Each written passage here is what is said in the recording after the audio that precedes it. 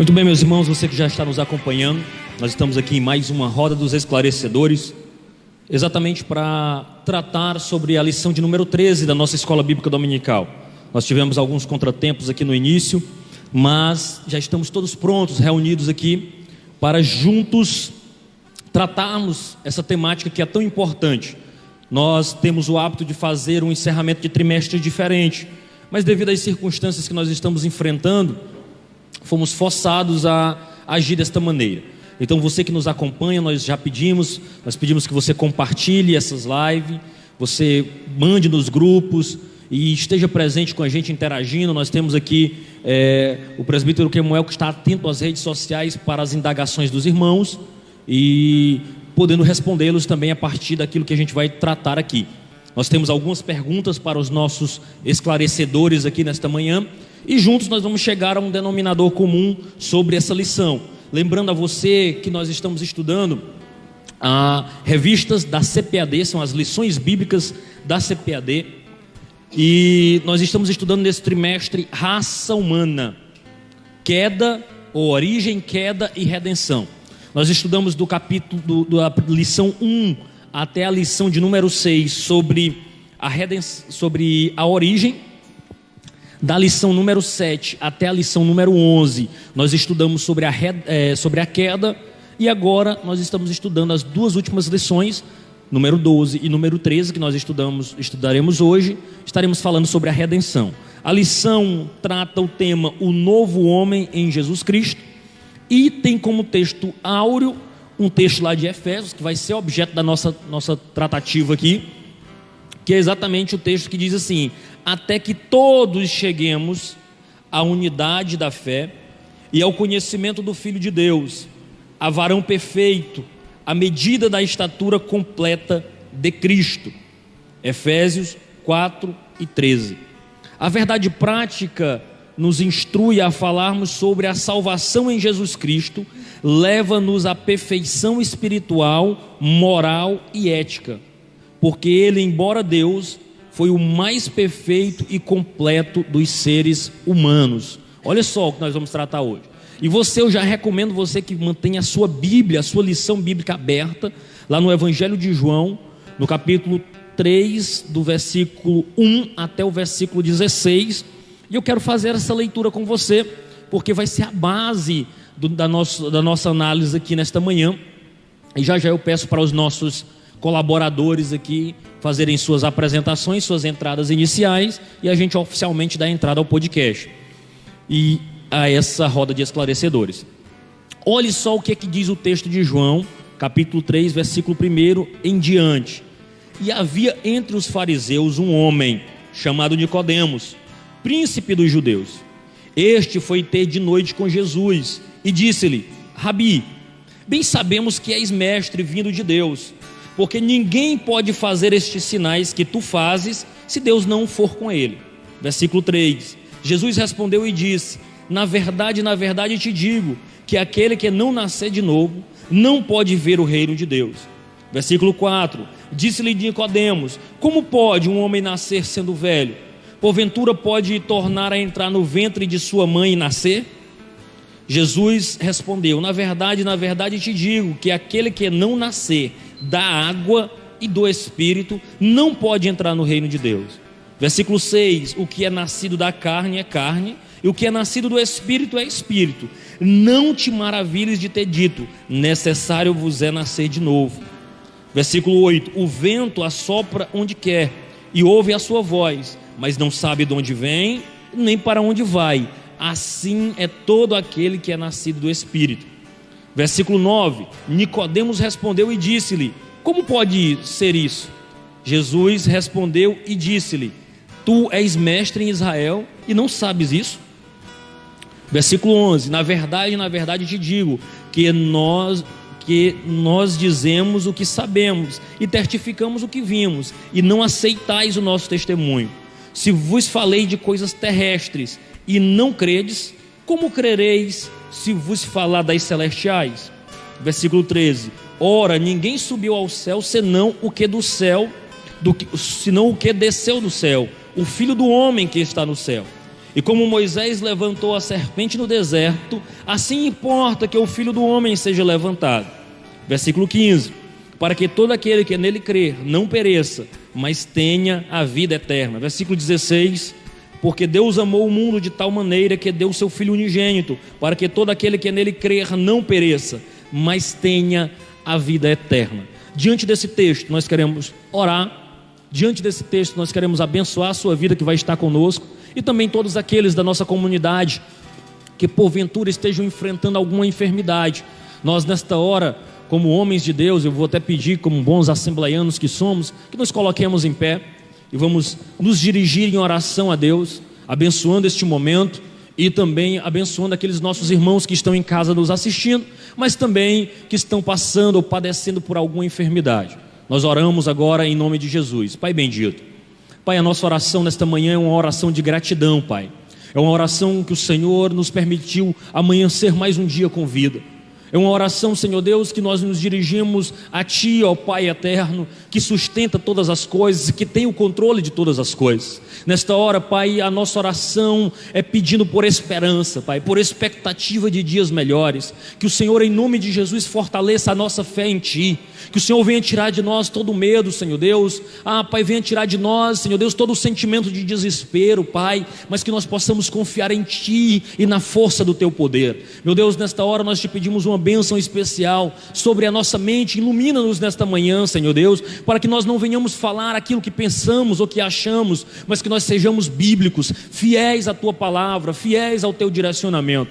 Pai bendito, nós também oramos, Pai, para que o Senhor abra o entendimento dos nossos alunos que estão aí, Senhor Deus, assistindo de forma virtual, que eles possam receber este conhecimento e que este conhecimento desça aos seus corações e produza mudança de vida. Meu Deus, nesta hora também, Pai, nós Te apresentamos a Tua igreja, Pai, o povo, Senhor Deus, que porventura estejam passando por alguma enfermidade. Meu Deus, a Tua palavra diz que Tu és a cura, e se Te aprover, Senhor Deus, se for da Tua vontade, cura os nossos irmãos que estão agora padecendo por enfermidade, aqueles que estão hospitalizados, aqueles que estão em casa, Senhor Deus, sofrendo com alguma dificuldade, seja ela de origem por vírus, coronavírus, Senhor Deus, que tem assolado essa nação, ou seja por qualquer outro tipo de enfermidade. Senhor Deus, nós cremos que Tu és a cura, Pai, e a Tua palavra nos ensina, Senhor Deus, a orarmos pedindo, porque a oração da fé, feita em Teu nome, ela produz efeito, ela produz cura e ela produz liberdade. E é por isso, Senhor Deus, que nós oramos em nome de Jesus, e por isso que nós declaramos e dizemos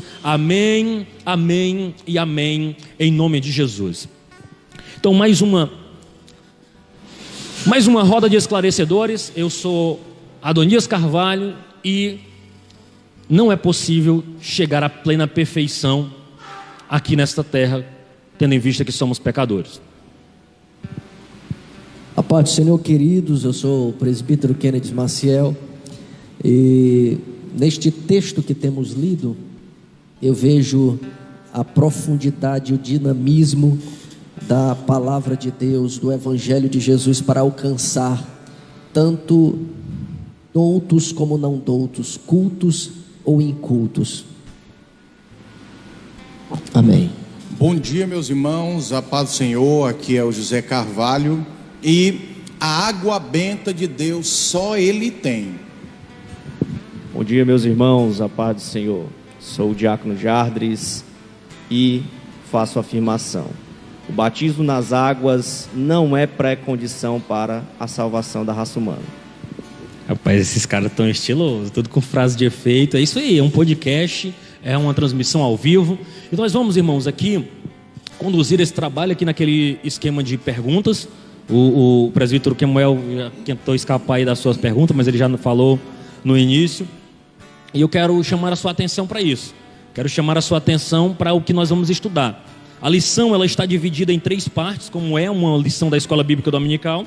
E ela está dividida entre uma introdução, né? Depois cada um dos tópicos. Tópico 1 sobre o novo nascimento do homem, a justificação do homem e a salvação, a santificação do homem.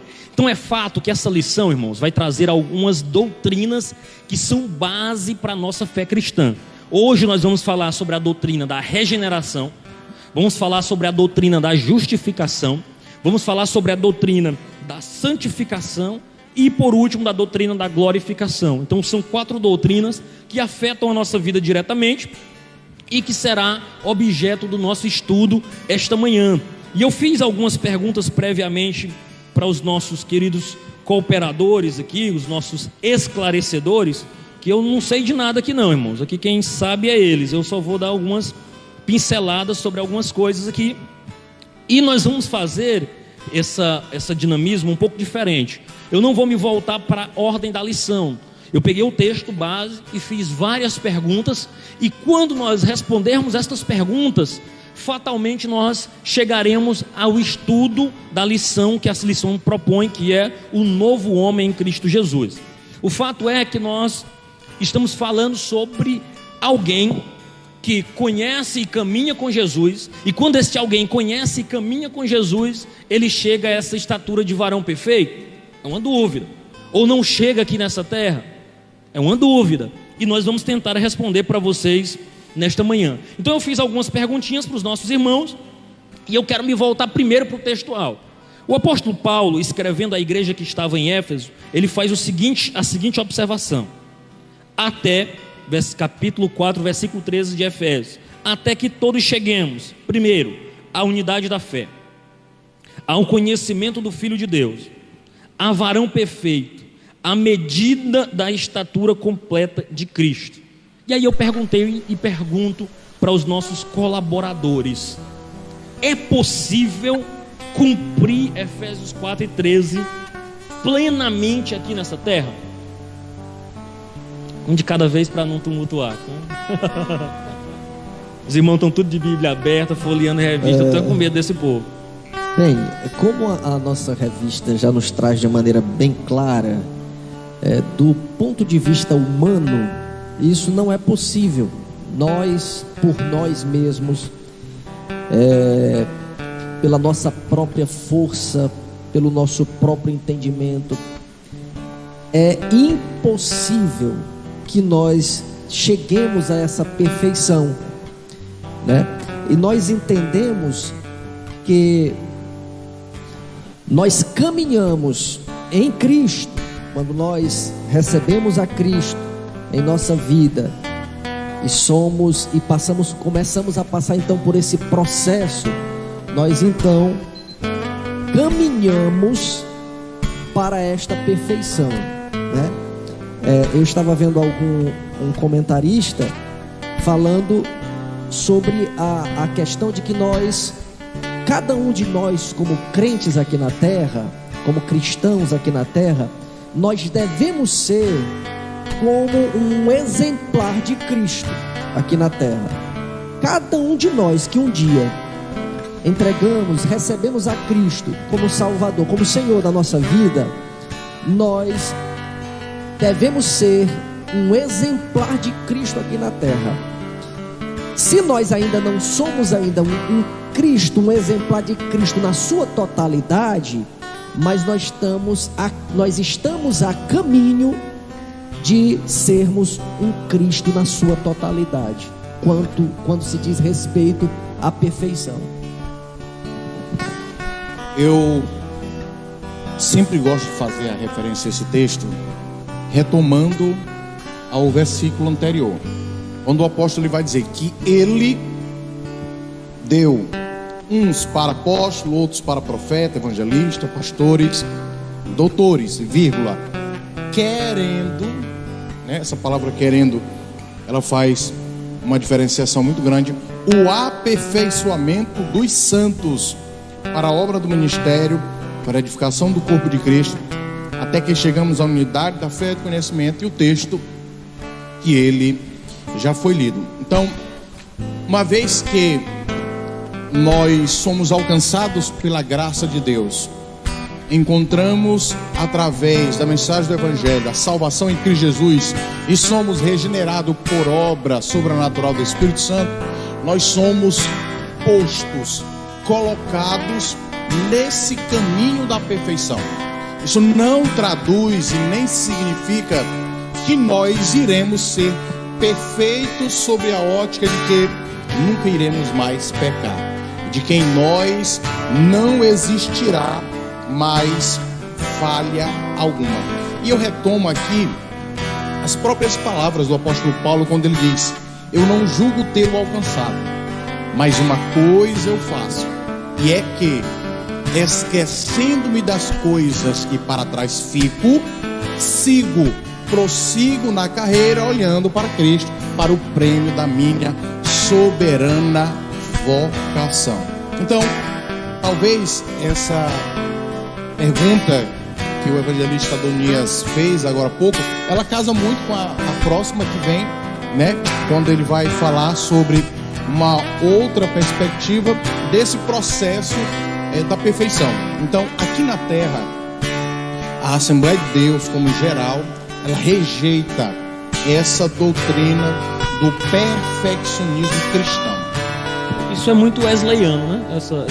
É uma doutrina muito wesleyana. É uma doutrina wesleyana. As igrejas wesleyanas que defendem da perfeição. E alguns pentecostais norte-americanos abraçaram ela.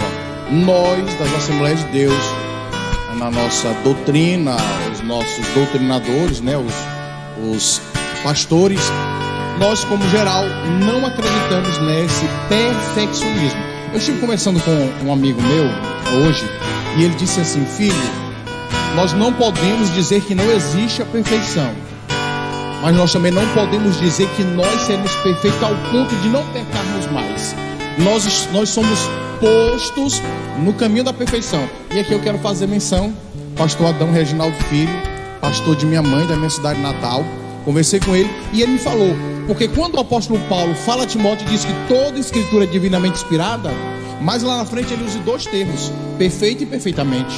Então esse perfeito e perfeitamente não é a exclusão da nossa natureza pecaminosa, não é a elevação de nossa vida ao ponto de que nós nunca mais pecaremos aqui.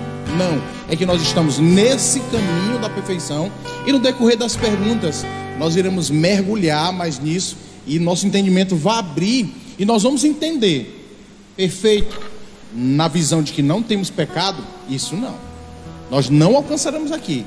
Nós iniciamos a jornada aqui, e essa jornada que iniciamos aqui, ela nos levará para a eternidade. Na eternidade, sim, seremos perfeitos. E é interessante aqui, irmãos, aqui é meio um corta o outro. Eu não vou ficar dando oportunidade. Agora você fala, não. Cada um aí vai entrando, aí a gente vai cortando. A voz oculta também entra. E assim, como a gente mencionou aí sobre o wesleyano, e é interessante perceber também que tudo isso vem fruto muito do momento muito histórico quando surge com Wesley, né? Porque é um momento em que havia ali a questão do movimento de santificação, né? Exatamente, surge com Wesley esse movimento, o clube da santidade, e que havia um desejo enorme no coração de todos aqueles cristãos de uma diferenciação assim brutal do mundo e aqueles que serviam a Cristo. E daí surge várias correntes, né, de perfeição, de busca por essa santificação ao extremo, que nós vamos entrar nesse detalhe daqui a pouquinho. E aí a gente já acabou tocando nesses assuntos, e o irmão Jardim é livre para entrar a hora que ele julgar que é necessário. E aí o próximo tópico foi uma das coisas que também me deu uma incomodada, que é a próxima pergunta, que exatamente está na verdade prática. Você que nos acompanha aí, o comentador da lição, nem sei se foi ele que fez isso, essa parte eu acho que ele só faz o texto, essa verdade prática, os hinos que são escolhidos são colocados a posteriori.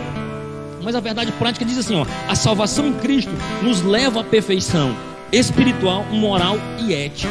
E aí eu tomei um susto quando eu li isso, porque a gente costuma fazer essa distinção. Veja bem, só para contextualizar aqui para os irmãos. Pedro nega Jesus. Aí a gente diz assim, não, esse camarada negou Jesus é porque ele não tinha recebido o Espírito Santo. Mas depois de Atos, você vê nitidamente, inclusive tem um livro muito famoso, Temperamentos Transformados, do Tim LaHaye. Eita, minha pronúncia aqui do inglês aqui tá fantástica. Faz parte. Mas o que acontece? Ele gosta de frisar muito isso, a ação do Espírito Santo na vida de Pedro, né? Que aí ele transforma ele em outra criatura.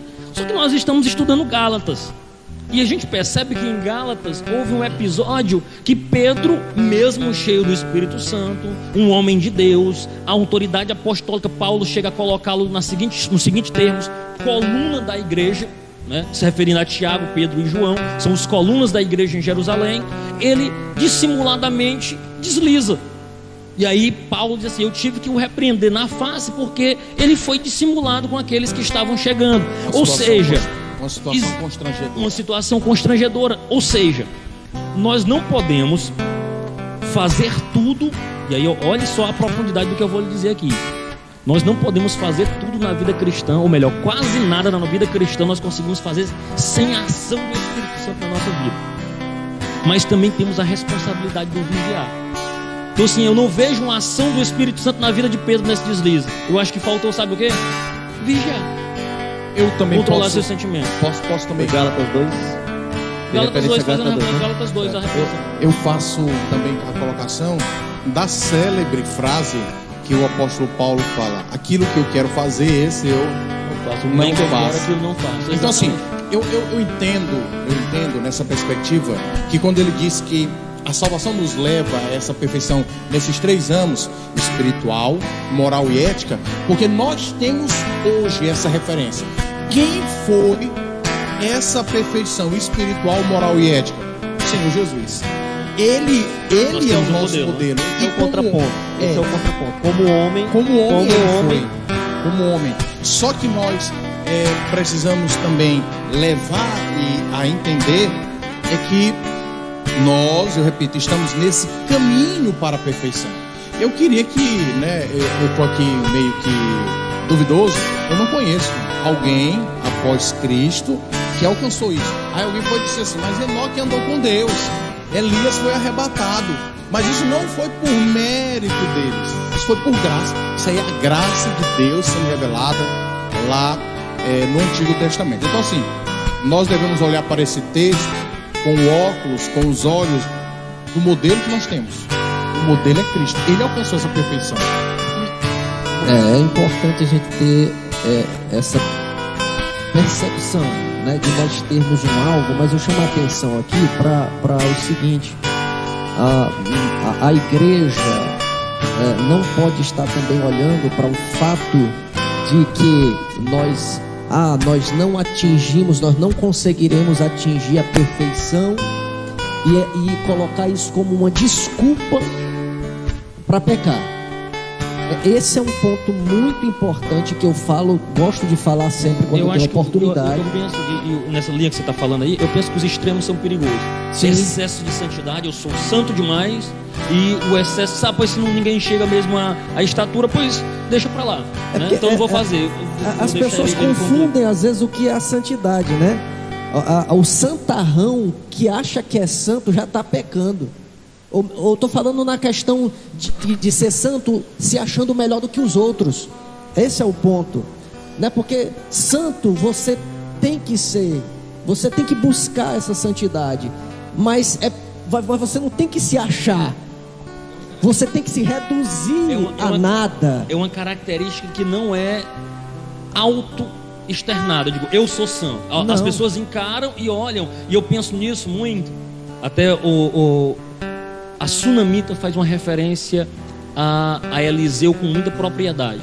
Ela está em casa, vê um homem passando, olha a sua conduta e diz: ali vai um santo homem de Deus. Ou seja, não precisou ele dizer que é um reconhecimento externo de outro. Alguém avalia e diz: olha, ali vai um homem santo de Deus, vai um homem sério, vai um homem criterioso.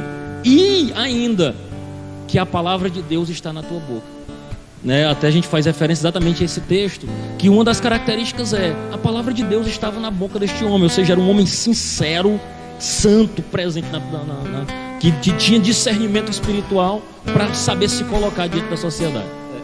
É bem notório. Peraí, só um instantinho já. Pode. Eu sei que você está com vontade de entrar. Tu concluíste? Sim. Existem várias indagações que talvez nossos amigos possam até se perguntar, né? E a gente vê ao longo dos tempos, principalmente nas redes sociais, em dizer assim, muitas pessoas dizem: não, mas a Bíblia se contradiz em alguns pontos, né? Porque ela tem várias margens. Mas numa situação como essa, por exemplo, quando você fala de santificação, se você pegar no dicionário, está separado, né? Santo significa estar separado daquilo que é errado. Essa precaução pré-condição de santificação não dá margem para você pecar. Porque é o seguinte, se você... Nós estamos falando de Elias aqui, né? Mesmo Elias recebendo e sendo usado por Deus, né? Recebendo autoridade através de Deus, chegou um contraponto que Elias também praticamente ficou depressivo, porque estava sofrendo uma perseguição tão grande, né? E se escondeu. E aí ele chegou: Senhor, eu não sou melhor do que os outros. Senhor, eu estou parafraseando aqui, né? Não estou usando os termos bíblicos. Senhor, eu não sou melhor do que os outros. Senhor, eu não aguento essa situação. Se for possível, me leva daqui, né? E aí chega nesse contraponto. A questão de... Aí a gente vem para acredito que dá prosseguimento, que é a justificação, né? Essa pré-condição de mudança, ele é um estado em que nós não somos robôs. Deus, eu já havia reafirmado em algumas lições da escola dominical que Deus não nos fez robôs, não nos fez manipuláveis, né? Até minha esposa perguntando ontem: olha, mas como é que Deus sabia de todas as coisas e mesmo assim Ele permitiu, né? Se Ele sabe do presente, do passado, do presente, do futuro, por que Ele permitiu que Adão pecasse lá no início, né? Então, aí eu contrapus a pergunta dela. Digo: minha querida, Deus não nos fez robôs, porque se Ele talvez nos tivesse feito robôs, talvez a doutrina da predestinação viesse à tona numa situação como essa, né? Porque somente aqueles estariam escolhidos para ser salvos, né? Então Deus, Ele quer tratar com o coração do homem. Existe essa separação em que, a partir do reconhecimento das nossas falhas, né? E aí a gente vem no contraponto de Cristo como homem, né? Reconhecimento como as nossas falhas, nós podemos nos achegar a Deus, né? Aí é uma situação interessante. Eu trago aqui a nossa memória o que diz Romanos capítulo 5 Romanos capítulo 5 e 20, quando ele diz: e veio, porém, a lei para que a ofensa abundasse, mas aonde abundou o pecado, superabundou a graça. No capítulo 6 e no versículo 1, o apóstolo Paulo, discorrendo sobre o seu argumento, ele inicia dizendo assim: que diremos, pois? Permaneceremos no pecado para que a graça seja mais abundante? Ele mesmo responde: de modo nenhum. Então, nós estamos aqui frisando de que nós temos o modelo de perfeição, que é o Senhor Jesus, e nós estamos nesse caminho, e que a obra redentora que Ele alcançou lá no Calvário nos leva a trilhar por esse caminho de perfeição. Agora, sempre trazendo a memória de que estamos nesse velho tabernáculo, de que estamos sujeitos às paixões dessa vida, que estamos sujeitos ao pecado, e que nós só iremos desfrutar de plena, completa, verdadeira, quando nós estivermos com o nosso corpo glorioso. Acho uma coisa bem interessante aqui na lição, na introdução, quando ele diz assim, que essa perfeição, eu vou excluir aqui uma palavrinha aqui e vou ler aqui o que me interessa nesse momento. Essa perfeição, ela é desejável e querida de todo aquele que professa o nome de Deus. Eu acho interessante essa afirmação, porque me coloca como alguém que professa o nome de Deus, que um dia recebi a Cristo como meu Senhor. É uma consequência de quem recebeu a Cristo como Senhor, ele desejar, ele querer a perfeição. Ele deseja, porque observe que tem, eu estava até pensando, existe uma igreja, entre aspas, dentro da igreja de Jesus, que é exatamente aqueles que se dizem ser igreja, estão dentro dos templos, no meio da igreja do Senhor, mas são pessoas que estão com uma motivação errada. A motivação não é mudança de vida, até quer o céu, até diz que quer o céu, até diz que quer a salvação, mas dentro de si não existe um desejo pela perfeição, não existe um desejo pela mudança de vida. E eu vou além, dentro disso que está sendo colocado pelo irmão Kennedy, e eu chamo a atenção o seguinte: eu estava vendo um podcast, que ele foi um trabalho feito com o pessoal da Glocal, um podcast que eu acompanho bastante. E uma das pessoas que estavam ministrando, inclusive um pastor muito bom, muito bíblico, e ele falou uma coisa que eu achei impressionante. Ele usou a seguinte terminologia, e aí eu acabo usando esses termos para você ter contato. Você que é aluno da Escola Bíblica Dominical, você precisa ter contato com alguns termos teológicos. E ele falou no seguinte: nós só teremos uma renovação da eclesiologia quando tivermos uma renovação da cristologia. Isso parece que eu falei grego, mas o que ele estava dizendo? A igreja, a eclésia, só terá sua mente renovada a partir do momento que ela tiver uma nova visão de quem Cristo é. E aí é exatamente disso que Apocalipse 1 e 2 vai falar. Note que cada carta escrita às igrejas da Ásia era fazendo menção àquilo que tinha sido dito no capítulo 1, onde João agora olha e vê, diz: olha, eis que eu vejo aquele que tem os cabelos brancos como a neve, os olhos são como chama de fogo, e aí ele tem as suas vestes brancas, e os seus pés são como um latão reluzente, que eu não consegui contemplar esta glória. E aí quando ele começa a escrever a igreja, ele diz assim: eis que aquele que anda entre os 7 castiçais escreve, eis que aquele que tem os olhos como uma chama de fogo escreve. O que ele estava dizendo? Igreja, se renove a partir do entendimento de quem Cristo é. Santidade, mudança de vida, a busca por este modelo só é possível quando nós entendermos que igreja não é um clube social, que não é um ambiente apenas de status social, que você vai para o culto e posta que está no culto e depois está vivendo sua vida de pecado, como muitos costumam fazer.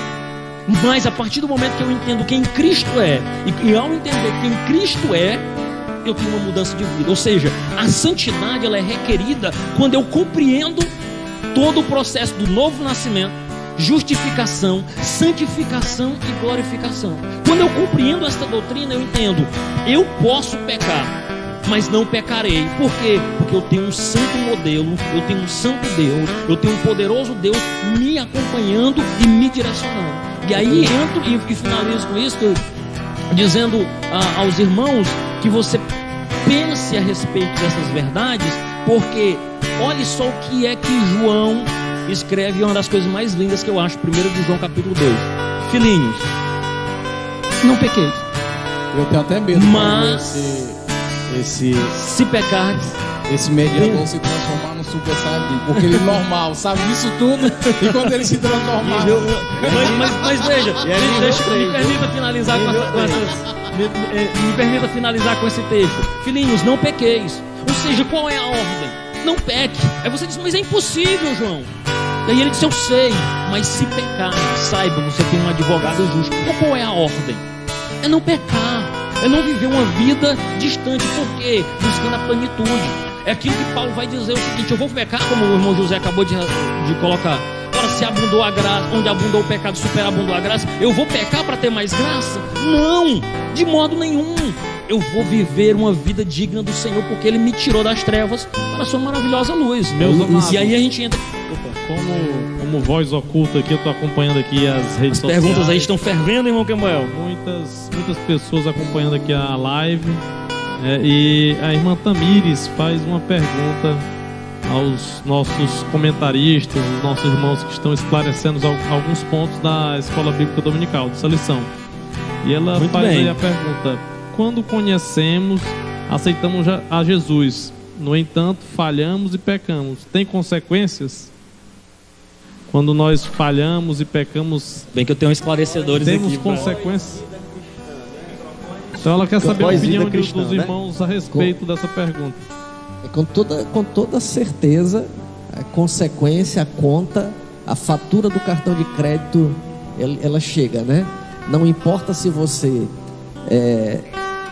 está no mundo vivendo no pecado, na condição de alguém que ainda não recebeu a Jesus como seu Senhor, como também na condição de quando você, a diferença é que você é justificado, você é perdoado, você é regenerado, né? Mas consequência, aí nós vamos para uma outra parte que não está em questão aqui agora, que é você, por exemplo, colher o que planta, né? É algo que pode ser utilizado aqui para que você venha entender. E aí, presbítero, eu faço referência ao que a Bíblia diz: não vos enganeis, Deus não se deixa escarnecer. Aquilo que o homem planta, ele colhe. Exatamente. Se na carne a perdição, corrupção, se no espírito a vida eterna. Todas as nossas ações, elas vão imputar em nós uma consequência, seja para o novo nascido ou não. Eu acho de suma importância essa pergunta que a irmã Tamires fez, muito importante. Por quê? Porque às vezes a pessoa pensa o seguinte: não, eu vou pecar porque eu sei que eu tenho o perdão de Deus, né? Deus é amor, Ele vai me perdoar. Sim, querido, se você de fato tiver arrependido, né? De fato, de verdade, você vai ser perdoado, e querido. É mas pense, mencionar. Pense que você vai colher. E eu vejo muita gente É bom hoje. mencionar o que o irmão Tomás e o irmão Mailon Veras estão colocando, é que diante de toda essa conjectura, o irmão Tomás, ele vai dizer: sim, existe, são variadas. É isso mesmo. Existem variadas consequências. Podem ser maiores, podem ser menores. E uma afirmação que o Mailon Veras coloca, eu quero fazer menção, é que para um acidente, um novo nascimento, para o novo cristão, quem nasceu de Cristo, de Deus, o pecado ele é um acidente, não é prática. Existe uma diferença muito grande de o pecado aparecer em minha vida como um acidente e ele aparecer em minha vida como prática. O que é acidente? Aconteceu, meu Deus, perdoa-me. O que é prática? O camarada que é entregue para pornografia, vai lá pro banheiro, liga o celular, vê mesmo de porcaria, e aí depois ajoelha e pede perdão. Pede perdão, isso é sem vergonha espiritual. E outra coisa, espiritual não, carnal mesmo. Não tem nada a ver com espiritualidade, não. O Espírito de Deus está longe dessa situação aí. É do espírito do homem mesmo. Muito bem colocada essa questão do irmão Mailon aqui, mas eu ainda queria fazer puxar mais um pouquinho, porque existe o acidente provocado pelos outros e o acidente que você provoca. Ainda tem mais essa questão. Aí eu já levanto pela sua imprudência. Isso. Pela aí eu sua levanto o contraponto. Você ainda pode provocar um acidente. Se você se colocar, aí você aonde você tem que resistir ao diabo e ele fugirá de vós, né? Esse é o ponto. Deixa eu correr aqui um pouquinho. Eu sei que nos dois tópicos aqui ainda foi distante, mas a gente acabou navegando já para algumas coisas. Mas eu vou tentar seguir aqui, e aí eu vou falar o seguinte: quando Nicodemos, eu não vou nem mais recorrer ao texto, mas o texto de João, quando Nicodemos vai à noite, aí vai ter várias teorias, estudiosos dizendo que é porque ele era mestre, ele era príncipe, ele tinha vergonha. Eu não vou entrar nesse detalhe. Não me venham com esses detalhes, vamos para o mais prático. Mas o que me chamou a atenção aqui foi o seguinte: Nicodemos olhou Jesus e reconheceu que ele era um homem de Deus pelos sinais. O que caracteriza um homem de Deus? Caráter e sinais. E ainda vou ser mais enfático. Por que a gente gosta dos sinais? Quando o camarada prega que o milagre acontece, quando ele ora que a cura vem, ali é homem de Deus. Por que a gente usa essas terminologias? Eu entro numa situação onde eu respondo perguntando: realmente Nicodemos chega diante de Jesus com essa conversa de uma forma transparente, ou ele não sabia como começar a conversa com Jesus? Eu acho que não. Talvez, né? Mas então, aí é o campo da especulação, né? É até tanto que Jesus devolve algo que não tinha nada a ver com o que ele está jogando na cara, né? O texto deixa transparecer que tipo Jesus está jogando na cara dele. O próprio decorrer do Novo Testamento sempre vai mostrar que os sinais seguirão aos que creem. Eu gosto de caracterizar a vida cristã como um carro. Um Fusquinha, que eu gosto de um Fusca. Eu amo Fusca. Meu pai teve vários Fuscas. Um beijo aí pro meu pai. Mas um Fusquinha que você está aqui numa estrada de chão é um carro supimpa, pode estar difícil. Você e a sua vida cristã é aquele carro. Os sinais é a poeira.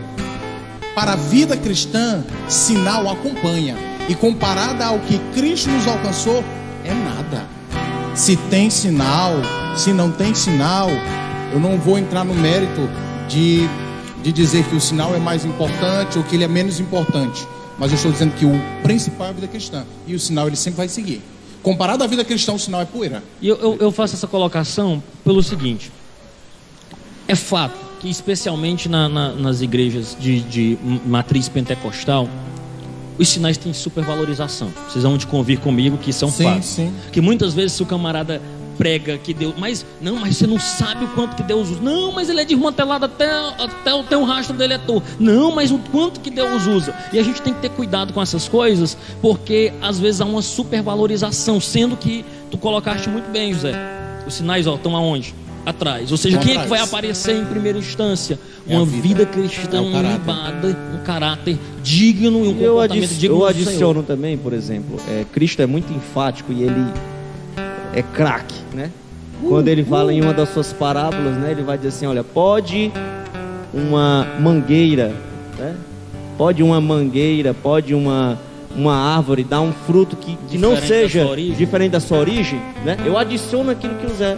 E aí, bingo, né? Nós não estamos aqui em nenhum sorteio, mas eu digo bingo, porque quando nós olhamos para essa conjectura, nós enxergamos na atualidade a necessidade do homem validar suas palavras em uma suposta manifestação espiritual. Como?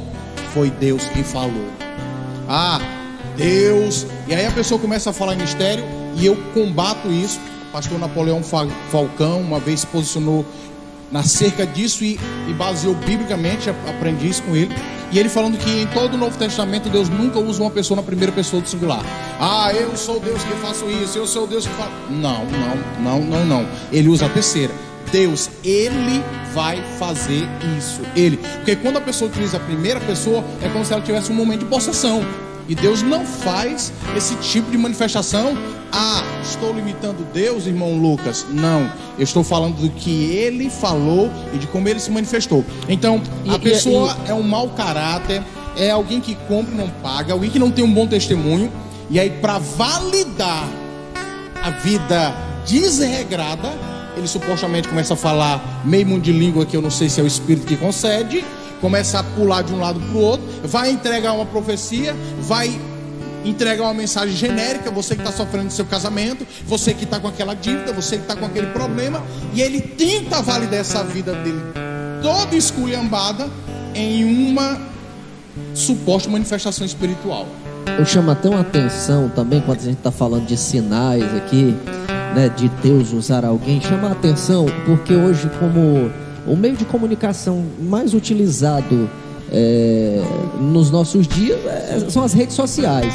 Queridos, e eu quero chamar a sua atenção para esses profetas, eu não sei como que eu vou denominar eles, que ficam com essas profetadas online, pelo WhatsApp, pela ligação, pelo YouTube, pelo Facebook. Queridos, pelo amor de Deus, e o que eu fico mais impressionado é que, olhando o que está acontecendo, nós passamos a medir o grau de espiritualidade da igreja. Vamos falar da igreja brasileira. É por isso que eu falo. Nós conseguimos medir a espiritualidade, o nível espiritual da igreja brasileira quando eu vejo no Facebook 2.000 e tantas pessoas. Nós estamos aqui com tantas pessoas. Nós estamos aqui com 39 pessoas online agora, caindo, 36. Nessa live é só subindo, né? 2.000, 5.000 pessoas. Pessoas desesperadas. Pessoas que não querem trilhar o caminho da perfeição até Deus. Não, os falsos profetas, se valem da ignorância do povo. Compartilhe. Eu quero que você compartilhe agora. Compartilhe com 10. Olha, eu vou revelar agora. Que é isso? E aí, quando é depois, misericórdia, ele vai no privado e pede a sua famosa oferta. Eu quero mandar um abraço para o pastor Raul, meu amigo. Sim, eu ia passar a pergunta dele agora. Raul, nosso amigo. Pastor Nando, da congregacional, lá em Cocal. Sim, reverendo. O bispo de Cocal está online com a gente aqui. Pastor Raul, Deus usa um jumento. Eu talvez não tenha o mesmo valor que um jumento, e às vezes Deus me usa. Mas nós precisamos ter na mente que o que nos levará à eternidade não é o poder de manifestação. Muitas pessoas correm atrás de um testemunho, entre aspas, eficaz e poderoso para dizer. Eu tenho que mencionar isso. A vida cristã, o evangelho é simples. Nós é que complicamos. Eu lembro uma vez, quando trabalhávamos dirigindo um trabalho do Senhor, e uma irmã chegou para mim, já com 2 anos de crente, já tinha experimentado algumas experiências e com Deus, e em oração. E ela chegou para mim e disse assim: irmão, Deus não fala comigo. Deus já falou com as irmãs de oração tudinho. A irmã disse que estava lavando louça, Deus falou com ela. Essa com certeza não lê a Bíblia. A irmã, não, ela lia a Bíblia. Só que uma irmã, O entendimento dela uma irmã de nova, como Deus fala era diferente. uma irmã nova na fé, que pela expressão das outras, ela estava agora entendendo que Deus iria falar audivelmente. Ou seja, os membros do ouvido iam vibrar e ela ouvia aquela voz. E eu digo: ô irmã, não, espere um pouco, Deus certamente vai falar com você. Eu não tive resposta no momento para dar para ela, e passamos por aquilo. Eu saí um dia à tarde, peguei a moto de um amigo meu, uma Bisa, não tinha moto naquela época, e fui levar ceia para uma irmã já de seus quase 90 anos.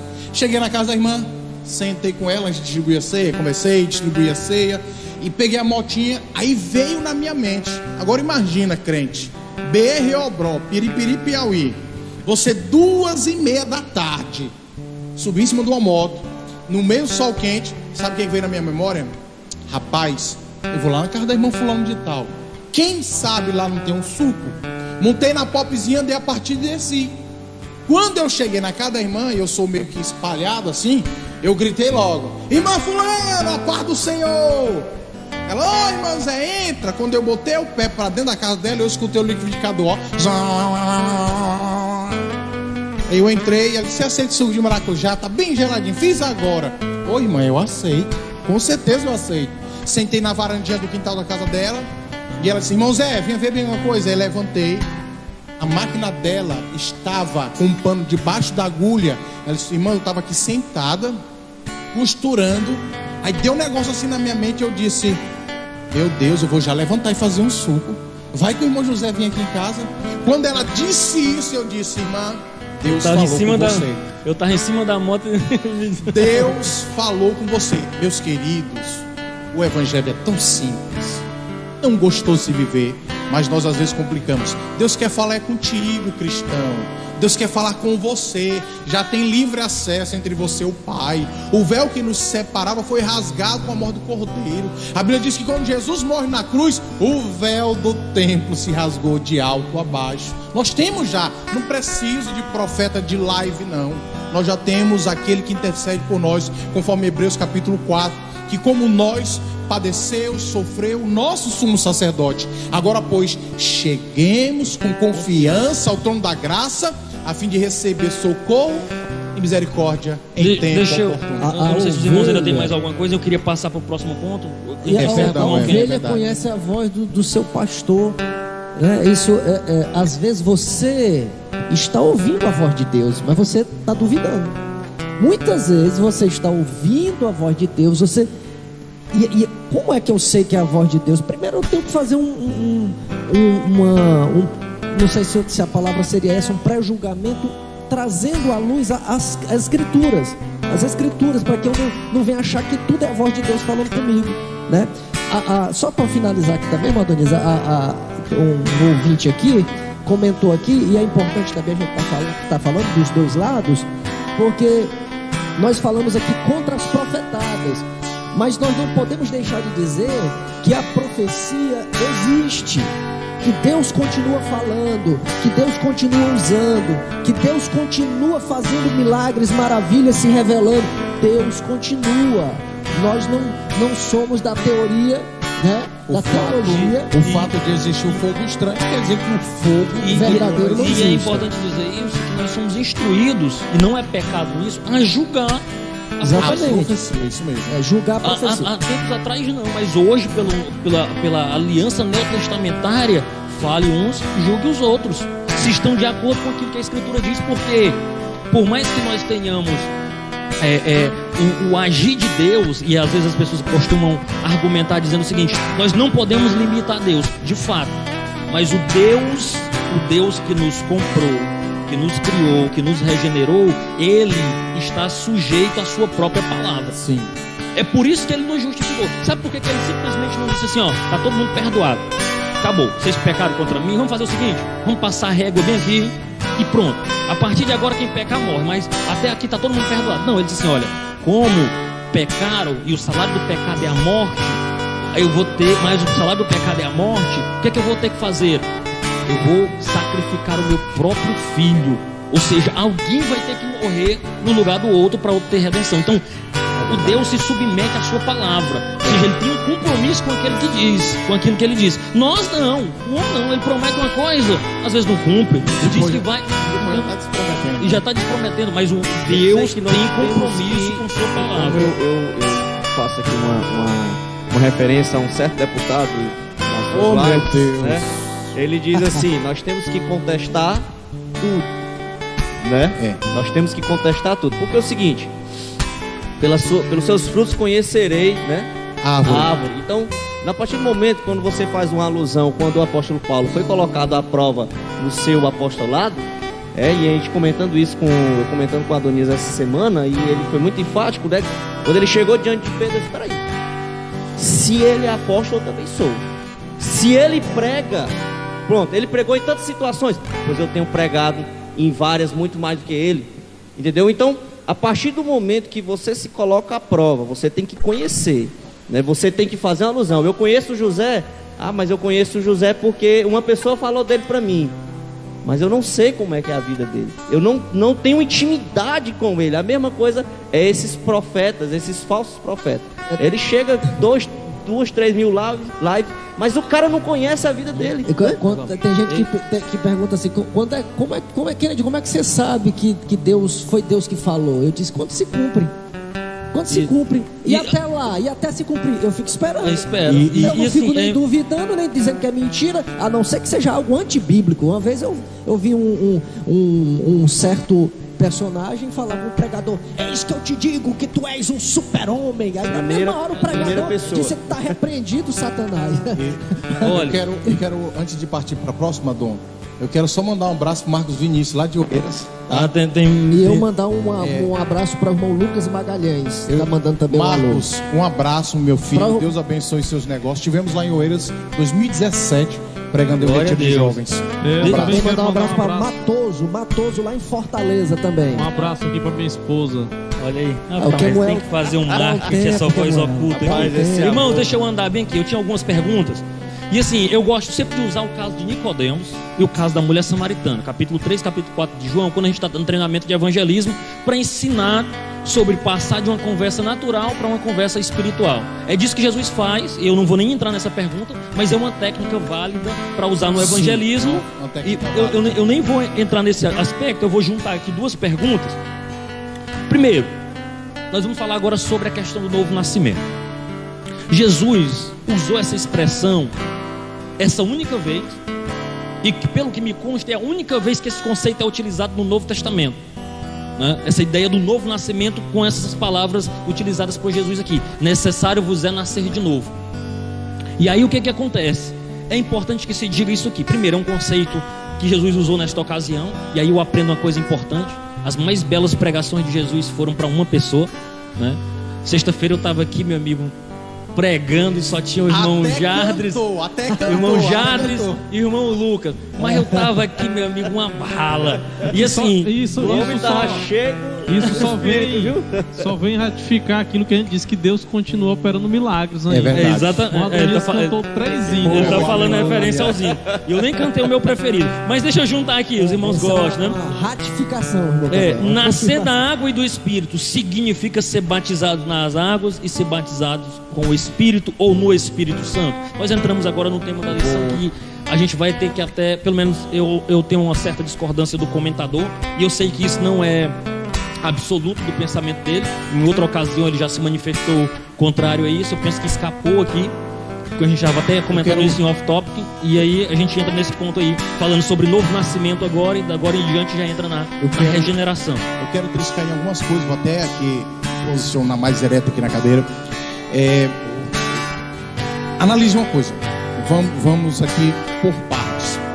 Eu quero que você abra a sua Bíblia, juntamente comigo, lá em Ezequiel, capítulo de número 36 e o versículo de número 25.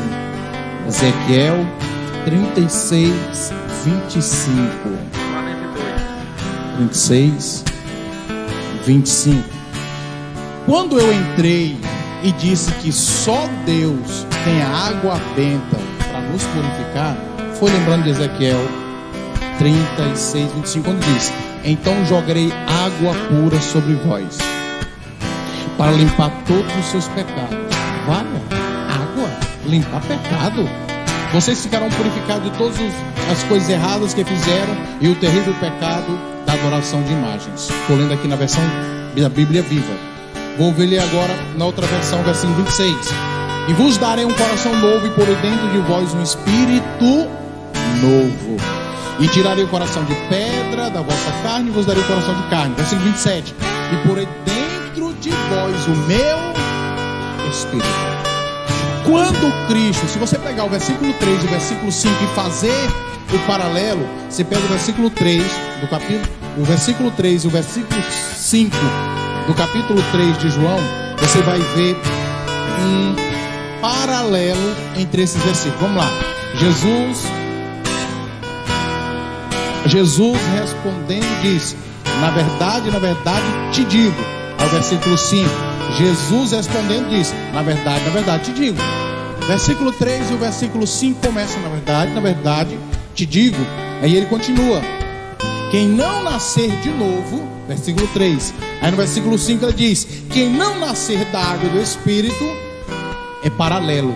Nascer de novo é paralelo ao nascer da água e do Espírito. Aqui, nascer da água não é um nascimento físico, como algumas correntes defendem. É quando o líquido amniótico sai. Não. Nascer da água não é a expressão para esse nascimento físico, e o nascer do Espírito não é essa expressão para o nascimento espiritual. Nascer da água e do Espírito está em paralelo com o nascer de novo. Como se fossem sinônimos, paralelos. Então, nascer de novo é paralelo ao nascer da água e do Espírito. Aí ele continua no versículo 3. Falar do reino do céu e do reino de Deus, que são sinônimos também.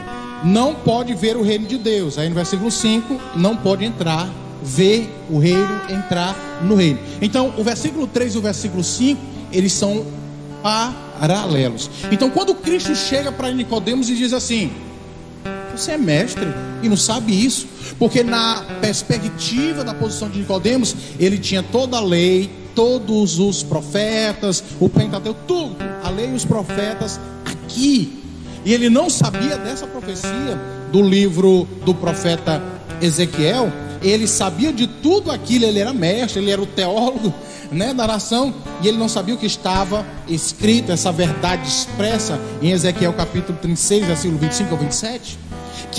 Quando Jesus diz assim: eu vou aspergir com água, isso aqui não é água natural, isso aqui é a ação do novo nascimento. Aqui é o novo nascimento do Antigo Testamento, expresso de uma forma profética. Eu vou aspergir água, vou purificar vocês dos vossos pecados, vou colocar um coração de carne, e eu vou colocar dentro de vocês o meu Espírito.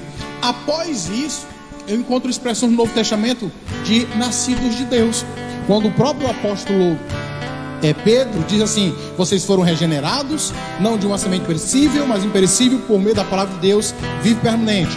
1 Pedro 1 e 3. Aí João vai dizer, primeira epístola de João, capítulo 4, versículo 7: amados, amemos uns aos outros, pois o amor de Deus procede de Deus.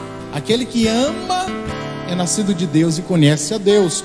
Lá no capítulo 5, versículo 18, da mesma primeira epístola de João, ele diz: sabemos que todo aquele que é nascido de Deus não está no pecado. Nascido de Deus no pecado, porque ele está agora em Cristo. Ele vai dizer, o apóstolo Paulo em suas epístolas, porque Cristo nos transportou em segurança para o reino da sua maravilhosa luz. Em Colossenses, ele afirma essa verdade. Então, esse nascer da água e do Espírito, isso aqui não tem nada a ver com o batismo do Espírito Santo. Isso aqui não tem nada a ver com o batismo em água em si. O batismo em águas, ele não é por si só. Eu quero dizer bem claro isso. Porque a partir do momento que eu digo, o batismo em água não tem valia nenhuma para a salvação, é a mesma identificação. A mesma coisa que eu digo, a ceia do Senhor também não vale nada. Aí atacar as ordenanças é complicado. Pronto, eles por si só não salvam, mas fazem parte do pacote do novo nascido. O novo nascido, ele precisa deve observar isso. Ele deve observar. Não, eu preciso fazer uma confissão pública. Eu preciso me identificar com o sacrifício de Cristo. Porque foram ordenanças. Até porque o batismo em águas é exatamente isso. É um ato público de fé, né? No qual, de modo simbólico, sepultamos a vida antiga e ressuscitamos com Cristo para uma nova vida. Nós temos aqui uma pergunta aqui do... A gente ministrando aqui o curso de batismo, e a gente falando, eu acho que eu falei sobre batismo, e dizendo o seguinte, que eu encaro o batismo como uma dramatização da morte. Ou seja, você está sinalizando publicamente, isso aqui morre um velho homem. Ou seja, eu estou me identificando com a morte de Cristo para nascer uma nova criatura. Não é aquele ato que lhe capacita para a salvação em si, só o ato, mas é uma confirmação de que há no meu coração arrependimento e que eu estou me comprometendo com Cristo e com sua igreja.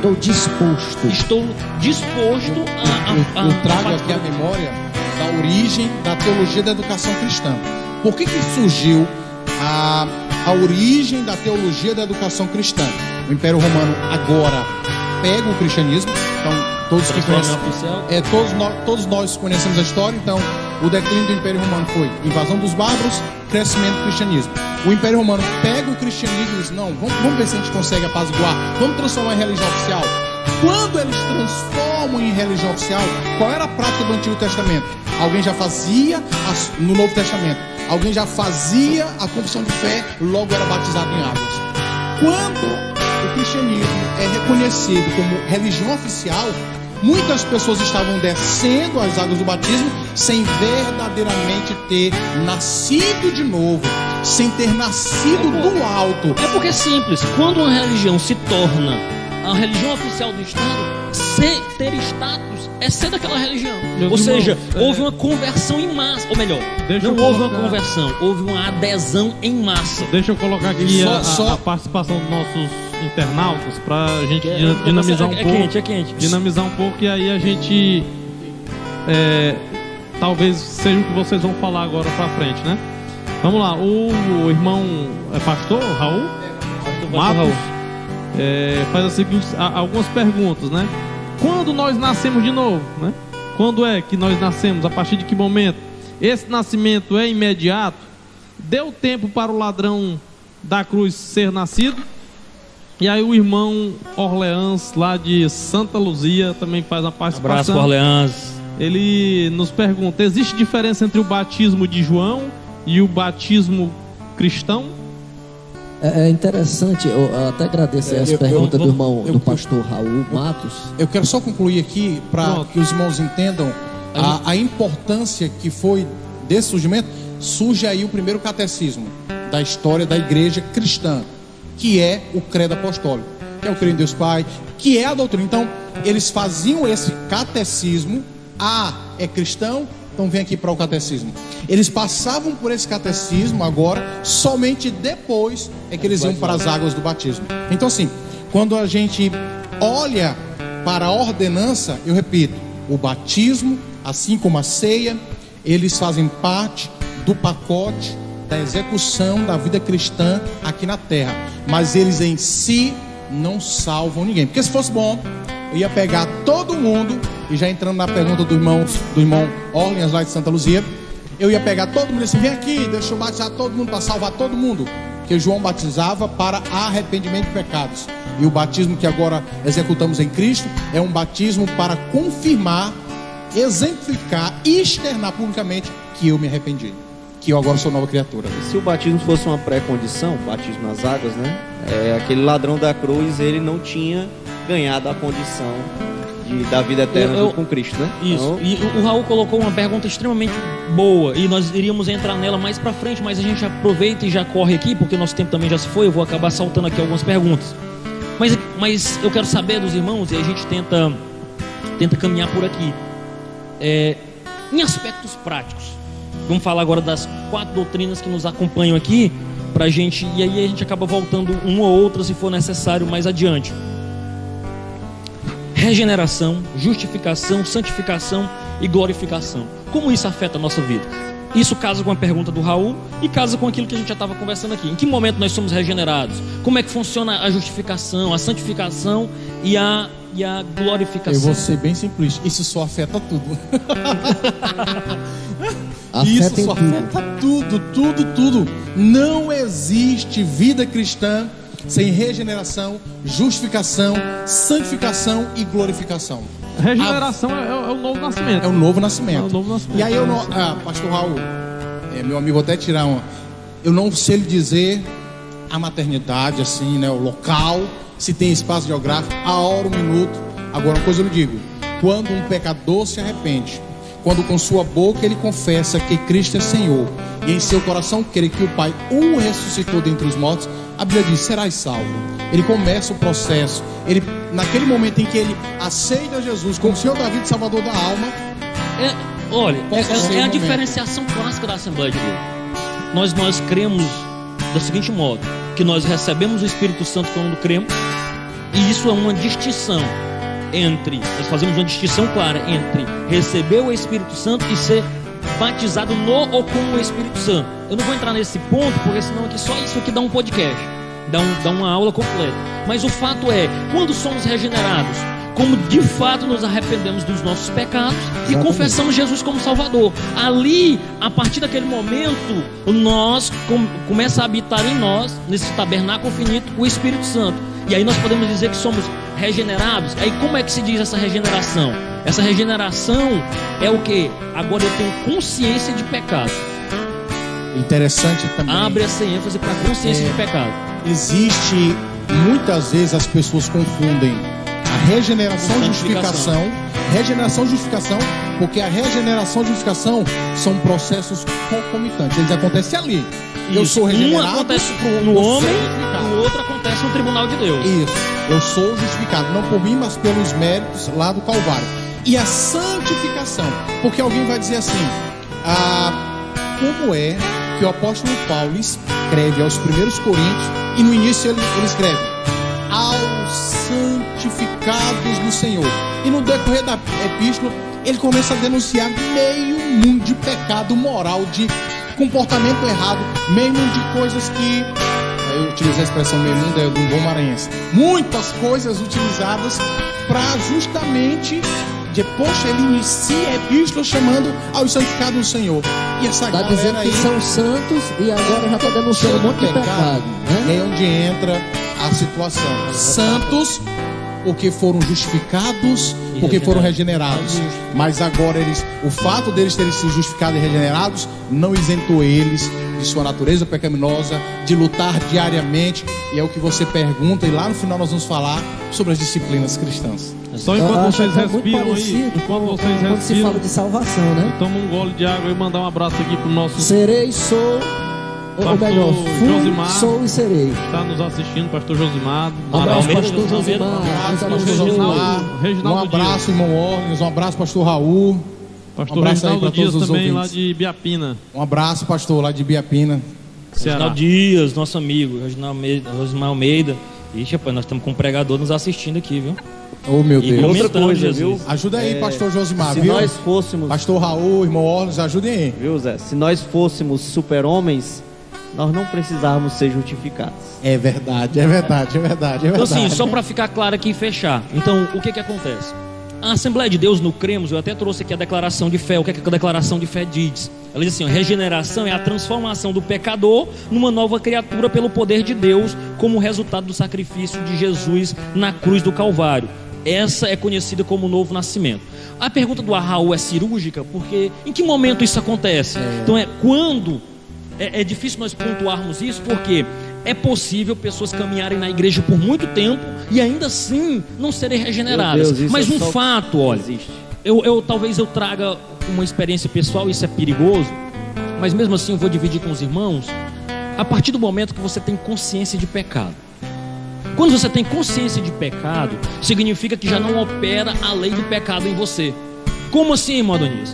O homem que está lá fora, ele peca, ele se prostitui, ele faz o que faz, ele ataca Deus e ele vive a sua vida normal. A partir do momento que ele confessa Jesus como seu Salvador, ele agora adquire uma consciência de pecado. Não tem como essa consciência de pecado não ser uma regeneração, porque é exatamente o que a própria palavra de Deus diz assim: quem é que convence o homem do pecado, da justiça e do juízo? É a partir do momento que eu recebo o Espírito Santo através de uma confissão pública de fé em Jesus, eu te aceito como meu Salvador, o Espírito Santo passa a habitar no homem, mesmo este homem ainda tendo algumas mazelas para serem resolvidas, porque aí não entra essa doutrina, entra uma outra doutrina. A doutrina da regeneração traz consciência de pecado. Os esclarecedores querem falar e eu coisa aqui. Só um abraço pro pastor Nil lá em Fortaleza. Também nos assiste, né? Pastor Nil, um abraço. Siga o canal do Pastor Nil, irmãos. Nós estamos numa campanha de 1000 inscritos no YouTube. Siga o canal do Pastor Nil, um homem de Deus. Siga o canal da IEC Piripiri, do pastor Rotenildo. Eles estão também nessa luta por 1000 inscritos. Siga o canal do pastor Ricardo, da IEC Teresina. Também estão buscando 1000 inscritos. São parceiros nossos. São homens de Deus que querem pregar a palavra do Senhor através do YouTube. Reginaldo Dias. Também pro Lucas, lá de Brasília, ó, de Brasília. De novo, Tá aqui. Pastor Reginaldo Dias em Biapina. O nosso canal da AD Piripiri, siga isso, lá, pastor 1000 Reginaldo Dias em inscritos, é a Biapina. meta. Pastor Reginaldo, um abraço. Viu? Prepara a galinha caipira, pastor Reginaldo. Quando o corona passar, eu vou chegar aí. Não vai ser de corona não, mas vou chegar aí. Muito bem, então nós estamos aí pontuando, irmão, quem ia falar? Só complementando ainda, continuando aqui com a pergunta do pastor Raul, né, que eu acredito que ele sabe dessa resposta. Ele está levando o telespectador, Está nos ajudando aqui, está nos ajudando com as suas perguntas, né? Claro, esse nascimento ele é imediato, né? Nós já falamos aqui, comentamos um pouco sobre quando isso acontece, exatamente quando, né? Quando há um arrependimento, né, do pecador, e esse arrependimento o leva a confessar o nome de Jesus. Eu creio que o Espírito Santo é quem conduz, é quem está ali trabalhando para que essa pessoa venha fazer essa confissão. E ele faz a outra pergunta aqui, pergunta dizendo assim: deu tempo para o ladrão da cruz ser nascido, né? Deu tempo? Deu tempo, sim. Até porque talvez seja a pessoa mais certa que a gente vai encontrar no céu seja o ladrão da cruz. Qualquer um outro talvez a gente tenha. Ele não teve tempo de pecar. Ele teve dúvidas, por exemplo, você tem dúvidas. Há uma série de teólogos que discutem: e aí, Salomão está lá ou não está? O ladrão da cruz, eu lhe garanto, você vai encontrar ele lá porque Jesus garantiu para ele. Ele disse assim: ó, estarás comigo no paraíso. Ou seja, ali ele foi garantido. Ou seja, e é importante a gente dizer isso, porque essa afirmação de Jesus é uma afirmação muito séria, né? Jesus ainda não tinha derramado plenamente, estava morto ali na cruz e ressuscitado para a salvação dos nossos pecados. Mas ele deu uma garantia e disse: olha, o que eu vou fazer vai lhe alcançar. Isso é profundo. Não é isso aqui dá um podcast. Mas deixa eu só pontuar aqui para a gente entrar na santificação, irmão, já. Regeneração, a gente trabalhou justificação. Nós pregamos sexta-feira aqui sobre a justificação pela fé. A justificação pela fé, ela não acontece no homem. É uma justificação, é um ato jurídico de Deus. Acontece no tribunal de Deus. É Deus que declara o homem justo. A partir do momento que o homem se arrepende, diz assim: olha, eu aceito Jesus, eu confesso os meus pecados, eu me arrependo dos meus pecados, duas coisas acontecem: ele é regenerado e o Espírito Santo passa a habitar nele. Ele nasceu de novo. E outra coisa acontece: você se arrepende e coloca agora e diz: olha, eu não tenho condições de pagar os meus pecados, mas Jesus tem. O que ele fez no Calvário, os méritos dele na cruz me alcançam. E se me alcançam, agora sim, Deus é quem declara. O homem não se declara justo. É Deus que olha assim: olha, como você depositou a sua fé no que meu filho fez, eu te declaro justo. E pela fé nós cremos que somos justificados. Ponto. A partir daí começa o processo da santificação. Como? Nós somos posicionados, como Paulo fala aos Coríntios, dizendo assim: aos santos, embora pecadores, são posicionados numa separação do mundo. E começa a santificação. Os santificados no Senhor. Isso. E começa o processo da santificação. E aí eu quero que vocês me expliquem isso, porque eu não sei não. Como é que funciona o processo da santificação? Deixa só eu fazer, enquanto vocês se atualizam aí, quero fazer só um comentário a respeito do ladrão da cruz. Interessante que ele não disse explicitamente: Senhor, eu te aceito como meu único e suficiente Salvador, né? Ele, pela expressão que ele utilizou naquele momento, Jesus que conhece todas as coisas, ele viu o arrependimento naquela fala do ladrão, e ele alcançou a misericórdia do Senhor, alcançou a salvação.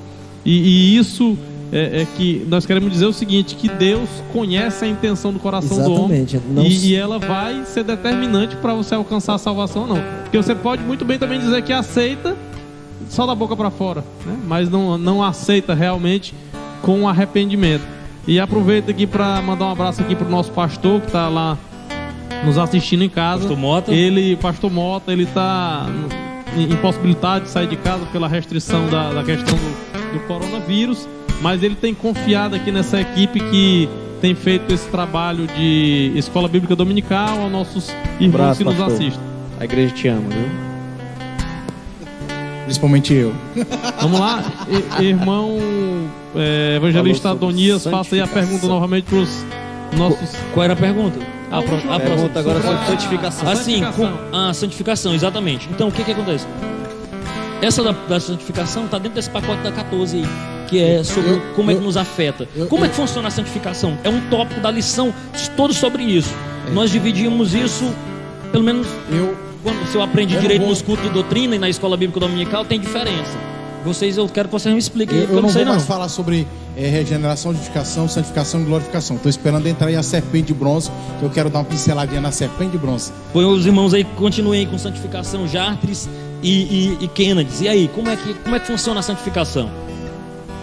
A santificação, mudança de vida, está ligado à santificação. O que é ser santo? O que é ser santo? Mudar de vida, ter uma nova vida em Cristo, uma nova forma de pensar, né? Uma nova forma de agir, de falar, uma transformação de vida nos leva a uma santificação, ou nos caracteriza como santos. O homem se santifica ou quem o santifica? Eu estou fazendo as perguntas. Deus nos santifica. Nós por nós mesmos não temos essa capacidade. Paulo Adonias está agoniado. Eu quero mandar um abraço para a vice-prefeito do Arama, irmã Trindade Xavier. Um beijo no coração, lhe amo, irmã Trindade. A santificação, ela ocorre a cada dia, né? É um processo, a santificação, né? Quando nós aceitamos a Cristo, Ele nos dá... Nós já temos a condição de sermos separados, santos. Uma vez eu vi, lembro agora de um livro, e é claro, ele falava de regeneração, justificação, santificação, glorificação. Mas ele utilizou um termo que pedagogicamente me facilitou ensinar. Ele chamou de santificação inicial, santificação progressiva, santificação plena. Isso que eu estava falando naquele momento, quando eu falei assim, é a santificação no passado, no presente e no futuro, como muito parecido com quando se fala de salvação. Jesus nos salvou, nós estamos salvos e nós seremos salvos. Eu gosto da definição que a gente pregou no Seja Rei, o e ainda não, né? Somos santos, sim, e ainda não, completamente. Porque eu já divido de outra forma, Zé. Eu divido posicional, progressiva, futura. Como? Posicional é, aceitei Jesus, eu sou posicionado como santo, porque sou separado. Agora é como nós separamos um instrumento para o uso exclusivo da casa de Deus. Não é que o instrumento é santo, mas ele foi separado, assim somos os indivíduos. Tem aquela progressiva, ou seja, cada dia eu cumpro Provérbios 4:18. Porque o caminho do justo é como luz da aurora, vai brilhando, brilhando, brilhando, até ser dia perfeito. Que é quando é que se chega nesse dia perfeito? Na santificação futura, que agora nós somos transformados e podemos vê-lo como ele é. Então eu penso desse jeito, né? Que aí já se cumpre a parte da glorificação. Perguntas aí, os irmãos fazendo perguntas? Lucas, irmã. Eu só esqueci uma coisa quando a gente falou sobre o batismo, que talvez William McDowell defina muito bem quando a gente falou sobre o batismo, esse texto lá de João 3:8. Eu tenho que voltar aqui, eu vou pedir desculpa. Que talvez a melhor definição seja assim, ó, quem não nascer da água, isto é, do Espírito, não pode entrar no reino de Deus. Ou seja, não é que são duas coisas, é como se ambas fossem sinônimos de purificação, de pureza, né? Ou nascer do alto. Pronto, seria novo essa... nascimento, nascer do alto. Não por é isso a que palavra, Jesus viu? disse Do alto. que não... Não é do alto moda íntimas não, mas que você pode até comprar lá se você quiser. Por isso que Jesus vai dizer no verso 13 que ninguém subiu senão aquele que desceu. Ele está dizendo, eu tenho autoridade para falar o que eu estou dizendo. Deixa... Nascer de lá porque eu vim de lá, eu estou lá, eu sou um com o Pai. Exatamente, eu ia fazer essa pergunta bem que vou unir elas duas aqui. Mas vamos encerrar com isso. Eu quero fazer uma colocação aqui, porque é uma coisa recorrente no Novo Testamento. Não. O Lucas está perguntando. Então a receita para ser santo é no livro de Salmos, ser justo. Resume dizendo. É porque justiça não é uma declaração do indivíduo, é uma declaração de Deus. Quando você fala de justo, você retoma a lei, né? Você vai mais ou menos tentar fazer uma comparação. O próprio Deus vai dizer: sede santos, porque eu, Senhor, sou santo. O apóstolo diz: santificai-vos no Senhor. Todo o processo é no Senhor. E nós vamos dar uma pincelada em ferramentas que podem nos ajudar nessa caminhada lá no final, quando nós vamos encerrar falando sobre as disciplinas cristãs. Sim. Eu vou fazer só a seguinte colocação aqui rapidinho, para a gente não sofrer tanto nisso. Jesus gostava tanto de José, ao ponto de vez em quando ele está dizendo assim: olha, porque o filho do homem. O que ele queria dizer com o filho do homem? Era um título terreno ou um título... Essa é pegadinha, viu, meus irmãos? A pergunta aqui os irmãos nem dormiram respondendo as perguntas. 10. Era uma homenagem a José ser chamado de filho do homem? Rapaz, eu ouvi um camarada dizendo que Jesus fez isso, gostava de falar, falou mais de 87 vezes no Novo Testamento, que era para poder fazer menção do nome do pai terreno dele. Tô brincando, gente, claro que não. O filho do homem remete à humanidade de Cristo, ele como homem. Exatamente. Como Messias, porque o Messias teria que vir em forma humana. E assim, eu achei fantástico isso, por isso que eu fiz essa pergunta, porque lá em Daniel é como se ele remetesse a um texto de Daniel. Então não é um título humano, é um título divino. É o filho do homem diante de uma profecia lá de Daniel, fazendo menção a Jesus como o filho do homem. Não era uma homenagem a José, chega não. Chega logo na serpente, e aí, bora na serpente. Vamos lá, Na declaração do verso 14, Jesus diz assim como a serpente foi levantada no deserto, importa que o filho do homem também seja levantado. Em adição a isso, o fato de Moisés ter levantado uma serpente no deserto em Números 21:8, não é uma clara oposição a Deuteronômio 5:8, que diz: não façais para vós nem figuras do que está no céu, na terra ou embaixo da terra, ou no mar, né? Vai lá, tu já está com sede nisso aí, vai lá, começa, deixa a gente só. E aí depois a gente entra em disciplinas espirituais em série. Eu aprendi com o pastor Duque, esteve conosco aqui, ele que é da Faculdade Fidelis, ele também é um dos produtores de conteúdo para a editora Vida Nova, e em uma aula sobre cosmovisão, ele nos levou a entender sempre o texto no contexto.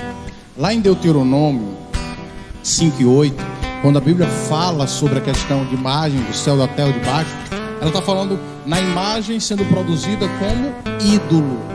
Porque se nós formos colocar em linhas gerais, você não poderia ter uma fotografia em sua casa. Eu não poderia ter uma fotografia na minha casa.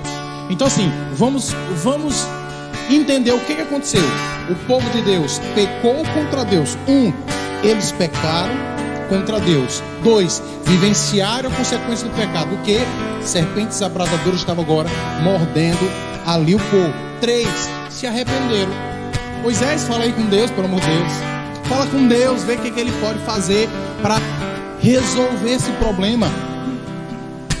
4, a decisão para desfrutar da salvação. O que Deus diz? Moisés, pega o símbolo que está maltratando eles, pendura lá, a dizer que quem olhar vai se livrar.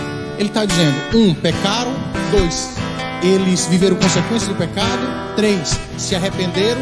E agora aquela serpente de bronze foi erguida no deserto, a fim de que, quer ficar curado, olha lá para ela.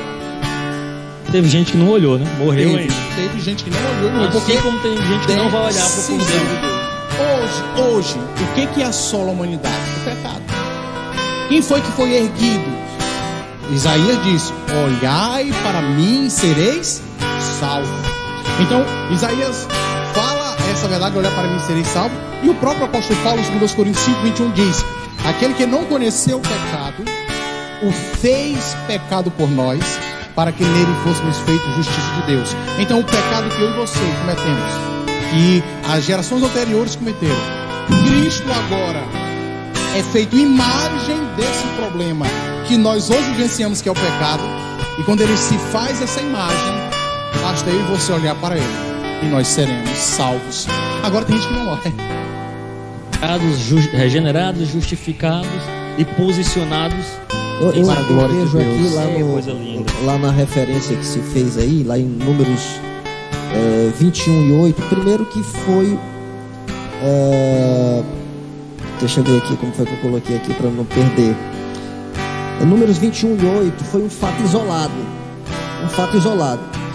e tinha um propósito, que era apontar para Cristo, lá no capítulo 3, versículo 14, que nós estamos aqui em questão. Exatamente, né? Jesus recorre a essa. Foi um fato isolado, e acredito eu, claro, Deus está registrado na palavra de Deus para que hoje nós estivéssemos lendo e entendendo que tudo apontava para Cristo. O fato de ter acontecido isso lá e acontecer tudo como o irmão José Carvalho já explicou aqui, estava apontando para Cristo, para que hoje a gente entendesse a mecânica aí da salvação. É exatamente o que o próprio escritor aos Hebreus, que é fantástico, um livro que não poderia estar fora do cano, apesar de tantos debates para mantê-lo ou não, é exatamente o que ele fala. Deus nos falou pelos profetas, nos falou pela lei e agora nos falou pelo seu Filho. Tudo isso era sombras, né? Apontando para Cristo. Agora, Jesus. é importante também frisar um pouquinho sobre a questão na prática, o que olhar para Cristo significa, porque às vezes a gente fala assim nesses termos meio, vamos dizer, técnicos, e o ouvinte, porque assim, nós não estamos falando aqui para teólogo. Eu sei que tem aí teólogo, tem pastor, tem gente aí com formações acadêmicas, mas e para o ouvinte que não tem tanto contato com a palavra, né? Olhar para Cristo, o que isso significa na prática? O que é olhar para Cristo? Eu já estou aqui sendo um entrevistador. Tem hora que ele está tomando o lugar dos debatedores, e agora eu estou tomando o lugar aqui do entrevistador aqui, né? Mas eu vou direcionar a pergunta aqui para o irmão José, porque foi ele que citou a referência bíblica de olhar para Cristo, né? Irmão José. O hino de número 20 da nossa harpa cristã, nossa linda e bela harpa cristã, Vou cantar, então. ela diz: olhai para o Cordeiro de Deus. Ele ensaiou, irmãos, eu quero dizer. Olhai para o Cordeiro de Deus, porque só Ele vos pode salvar. Olhai para o Cordeiro de Deus. O que é olhar para Cristo na cruz? É saber que somente Ele, foi Ele, o único que subiu no madeiro. Foi somente Ele, em seu sangue, que comprou a minha vida e a sua vida. Esse que subiu ao madeiro, que morreu, verteu um sangue puro, inocente, para remir a mim e a você, foi o mesmo Cristo que o Pai, dentre os mortos, o ressuscitou. Então, quando diz olhai para mim, Cristo está dizendo: olhem para a obra que eu fiz. Olhe para a demonstração de amor que o Pai e eu fizemos por vocês. E aí é o seu ponto que a gente menciona. Revise a sua cristologia, saiba o que Cristo fez, quem Cristo é, e a sua visão de igreja vai mudar. Seu comportamento na igreja vai mudar. Seu comportamento como cristão vai mudar. E agora, por isso, e aí a gente entra nesse gancho aí, com isso a gente encerra: disciplinas espirituais. Eu fiz uma pergunta em tom de brincadeira, dizendo o seguinte: disciplinas espirituais são dieta e exercícios para o espírito, ou para dieta e exercícios espirituais para fortalecer o espírito, como a gente faz com o nosso corpo numa academia, numa atividade física? Como é que funciona isso? Hoje eu vou falar, nessa aqui eu vou falar pro outro, deixar meus amigos aí se posicionarem. A pergunta é a pergunta de número 13. 13. Eu acho que deve estar dentro da pergunta aqui. Irmãos, eu estava na congregação onde nós estamos, pela graça de Deus, dirigindo hoje, e eu estava dizendo um dia desses lá, falando para eles o seguinte, que enquanto eu estivesse lá, um assunto eu não ia deixar de pregar, e eles iam me abusar em ouvir falar sobre isso. Quero falar sobre o amor. E está dentro do que nós estamos falando, né? De uma vida com perfeição, de uma vida de santidade, o amor.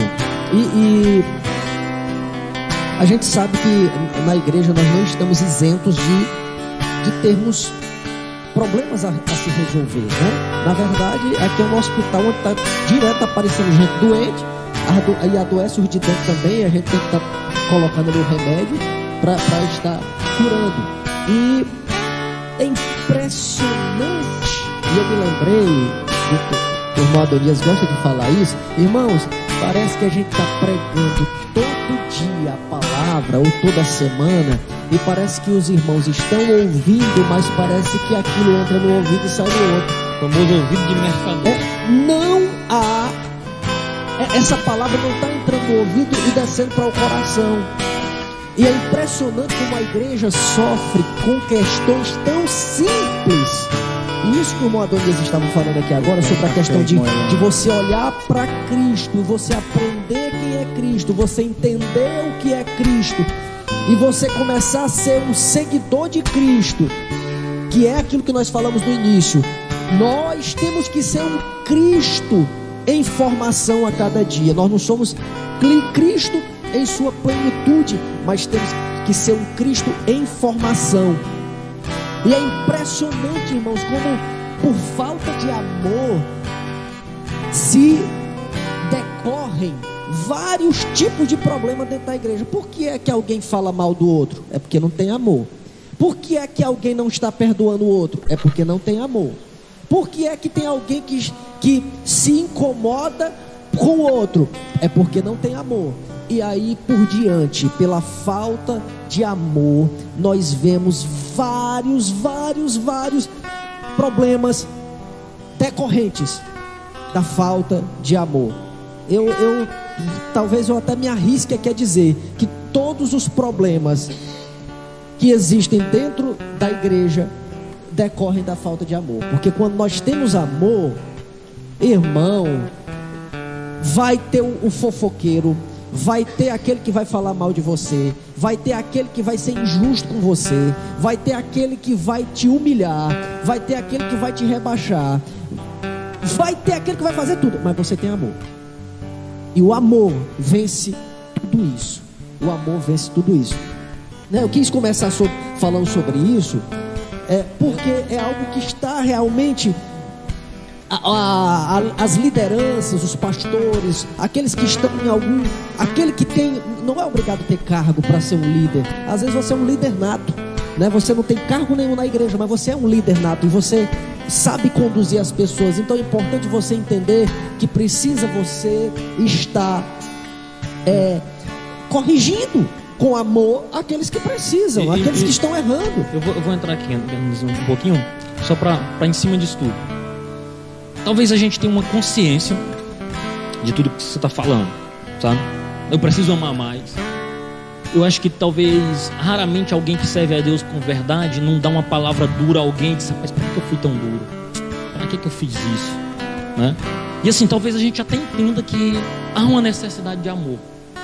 Mas como é que eu faço isso? Como é que nasce esse amor dentro do meu coração a ponto de eu não precisar pedir desculpa e se não machucar? Porque hoje até a gente tem capacidade para pedir desculpas, mas a gente é bons machucadores. Às vezes dá uma palavra atravessada, às vezes, como é que a gente se vigia de tal ponto? Porque de fato nós estamos assumindo a seguinte posição: o Espírito Santo está em nós, né? Nós temos o Espírito Santo, nós temos esse discernimento, mas como é que nós temos essa disciplina espiritual? Eu vou comparar aqui com alguém que faz o seguinte: eu sei que comer doce não é legal para minha saúde, apesar de ser saboroso. Eu sei que talvez comer um hambúrguer, uma pizza não é legal, mas quando a gente reúne os amigos, o que é que a gente pensa? Vamos fazer um churrascão, vamos pedir uma pizza, né? Apesar da gente saber que salada é melhor, né? Mas como é que a gente lida com essa circunstância ao ponto de ter disciplina a tal ponto de não cometer esses deslizes e não fazer esses erros e externar esse amor. Talvez esse seja o nosso desafio. Eu acho que existe algo que é muito importante, que é você se colocar o pastor Raul aqui no lugar. Tá pesado, o pastor Raul aqui só. Obrigado, meu querido. Obrigado, meu querido. Pastor Raul. É você se colocar na posição para a qual você foi chamado, né? Quando você entende, eu sou um representante de Cristo aqui na terra. Eu entendi isso. Se eu entendo isso, então agora eu tenho que usar essa minha inteligência que foi dada por Deus. Eu sou um representante de Cristo. Então peraí, como é que Cristo, em seus passos, o que faria Jesus? Eu vou fazer agora aqui uma alusão ao livro, né? O livro que tem até filme. Em seus passos, o que faria Jesus? Se você guardar isso no seu coração, ficar lembrando de vez em quando, nos momentos difíceis, de decisões difíceis, você perguntar para si mesmo: peraí, se fosse Jesus aqui em meu lugar, o que é que eu faria? E aí eu entro na questão que o Adonias fez posteriormente ao primeiro comentário do amor do Kennedy. Como eu faço isso? A resposta é através das disciplinas cristãs. Que disciplinas são essas, né? É pegar o seu nome e afastar você da comunhão, é pegar uma vara e dar-lhe em você até você se converter. Quais são essas disciplinas? E aí eu lembro que a missão Atos 29, ela utiliza muito o acróstico, né? Na nomenclatura POP, P-P-O-P. Pregar, pastorear, orar, perseverar. Então pregar, pastorear, orar, perseverar. Então quem quiser conhecer mais, tem um podcast do Bibotalk falando sobre a igreja pop. E não é a pop do momento popular, mas a igreja pop com essas nomenclaturas. E aí eu trago ao livro um clássico da literatura cristã aqui no Brasil, da editora Batista Regular, que é o livro Disciplinas Espirituais para a Vida Cristã, de Donald Whitney. O que ele vai falar sobre isso? Ele vai falar que disciplina cristã é palavra, é Bíblia. É Bíblia. Você quer vitamina, papai? É Bíblia. É Bíblia, é oração, é adoração, é evangelismo, doutrina serviço, e devoção. É serviço, é mordomia. Entender? Tudo que eu tenho é de Deus. É o jejum, é o silêncio, esquecida, né? É o silêncio e a solidão. É você às vezes calar a matraca, ficar quieto, deixar de argumentar. E aí poderia ser um tema para outro podcast. O que é lamentação e o que é murmuração, que existem diferenças aí nessas duas coisas. É um diário, é eu poder anotar e dizer: poxa, eu fiz isso errado, deixa eu ver se eu consigo mudar isso até o final do ano. Eu ministro uma disciplina na faculdade onde eu trabalho, o nome Life Project, projeto de vida.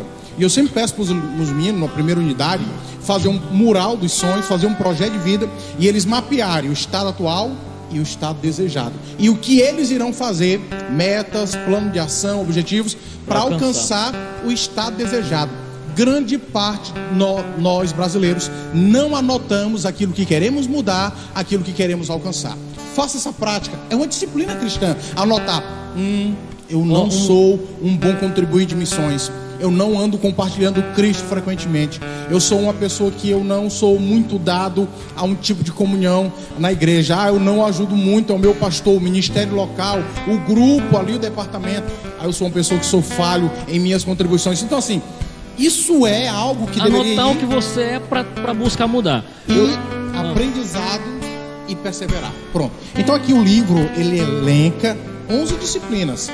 Um bom crente assembleano, ele diz: leia a Bíblia, ore, leia a Bíblia, ore e jejue. Só que existem muitas outras coisas além de ler Bíblia e orar. A gente aprende na escola dominical assim: leia a Bíblia e faça a oração. Faça uma ênfase na oração. Faça a oração. Leia a Bíblia e faça a oração, se quiser crescer. Um livro que nos ajudou muito, eu não sei se tu estavas ainda nesta época em Teresina com jovens casais, mas o reverendo Nelber, mestre Nelber, não sei se está nos assistindo, mas se tiver, um abraço a todos os jovens casais também, lá do grupo de Teresina que a gente fazia parte. A gente tinha um livro do Weber César, inclusive, que ele faleceu em 2014. Ele escrevia para a revista Ultimato. E ele tem um livro chamado Práticas Devocionais, né? Que são práticas, e ele vai falando, a prática isso, prática aquilo, ou seja, disciplinas que você vai colocando, e é incrível que a receita, não tem receita maior do que iniciar buscando um devocional, uma vida de oração, porque é importante essa conexão do momento de oração, da busca, do desejo, né? Inclusive tem até um livro que vai sair do Bibotal, que é Rodrigo Bibo, Doutrina e Devoção. Como é que essas duas coisas se casam dentro da vida cristã? Como é que eu vou ter doutrina e devoção individual e coletiva? Porque faz parte, passa pela igreja, doutrina e devoção. Todas as outras disciplinas da vida cristã nascem na leitura bíblica e na oração. Sim. Quando eu leio a Bíblia, arde em mim o desejo de servir, de ser mordomo, o desejo de uma autoavaliação. Nasce em mim o desejo de compartilhar Cristo. Nasce em mim o desejo de contribuir, de dedicar a minha vida. Nasce em mim o desejo de perseverar. Isso aliado à oração. A leitura bíblica aliado à oração é o princípio de todas as outras práticas da disciplina cristã. Não foi em vão que o salmista disse, né? Lá no Salmo 1, né? Para a gente meditar de dia e de noite. Como ele diz, bem-aventurado o homem que não anda segundo o conselho do ímpio, não se detém no caminho do pecador, não se assenta na roda do escarnecedor. Antes, o seu prazer está na lei do Senhor, e na sua lei medita. Ele vai meditar de dia e de noite. Eu quero e é aquilo que a gente sempre tem falado, né? E o interessante, verdade, né, irmão? Verdade. Que eu sempre gosto de falar no nosso programa Palavra de Vida, aproveitar que faz o gancho, né? Todo dia, 9 horas, né? De segunda a... não, de segunda a sexta não, porque sexta tem o culto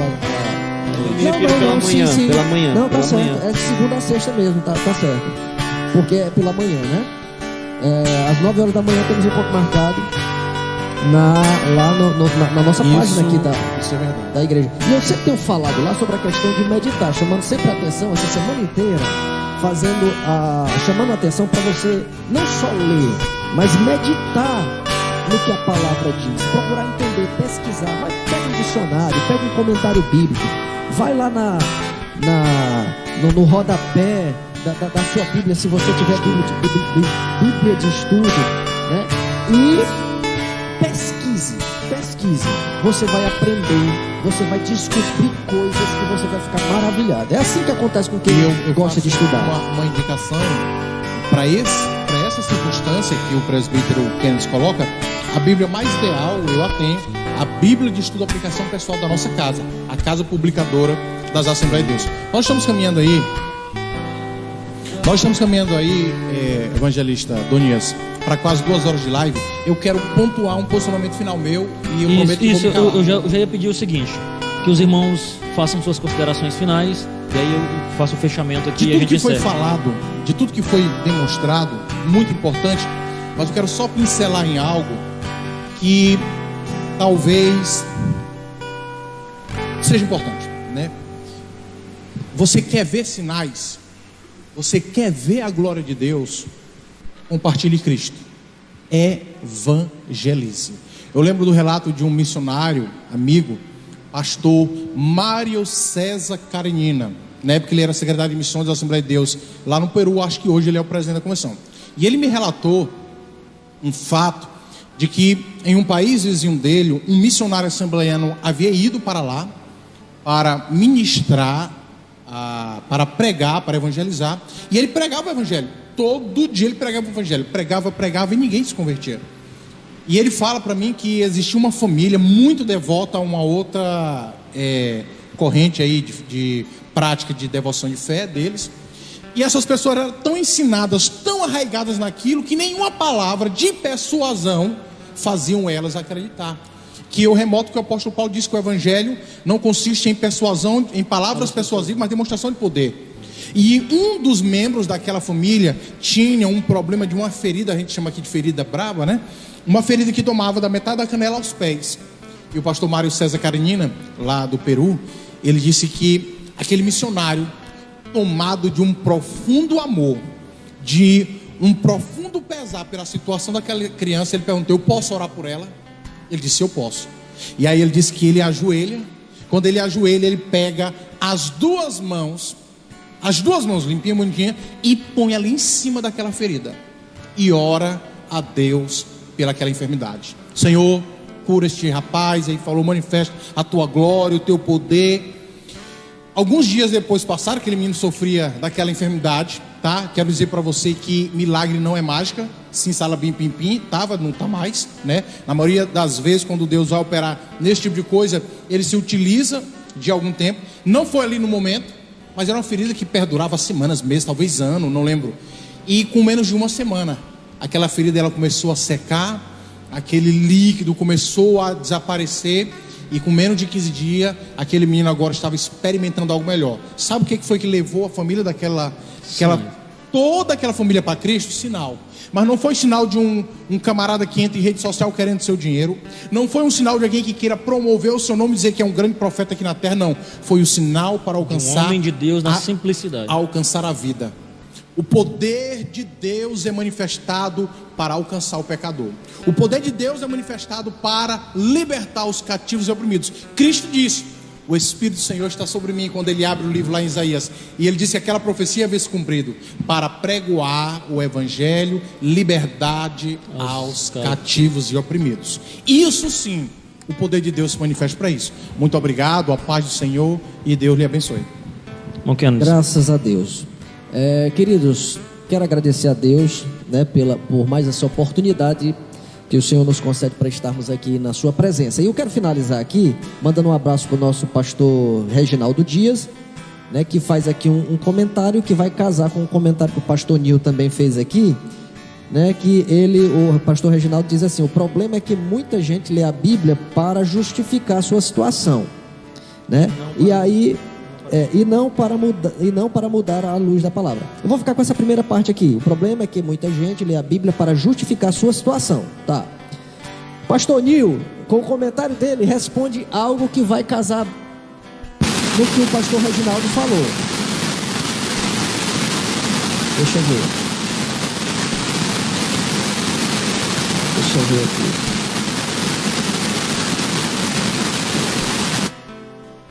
Prontinho? Tá, então assim, ele faz aqui a pergunta, ele faz uma afirmação dizendo que o problema é que muita gente lê a Bíblia para justificar a sua situação.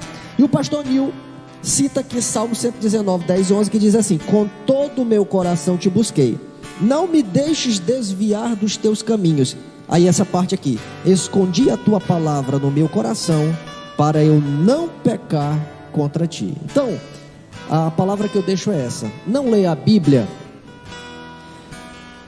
com outras intenções, mas que a sua intenção seja ler a Bíblia, guardar essa palavra no seu coração, em primeiro lugar, para não pecar contra Deus. Eu finalizo aqui as minhas palavras, deixando a paz do Senhor a todos vocês. Amém. Também quero agradecer aos nossos irmãos, né? Quero dizer que me sinto muito honrado, né, diante desses homens, desses doutores, teólogos, né? Quero dizer para você, meu irmão, que fazer igual aquela carinha. Justificação não é fazer um autodecreto em dizer que uma vez salvo, salvo para sempre, né? Mas é uma coisa que nós temos que conquistar, almejar e buscar todos os dias.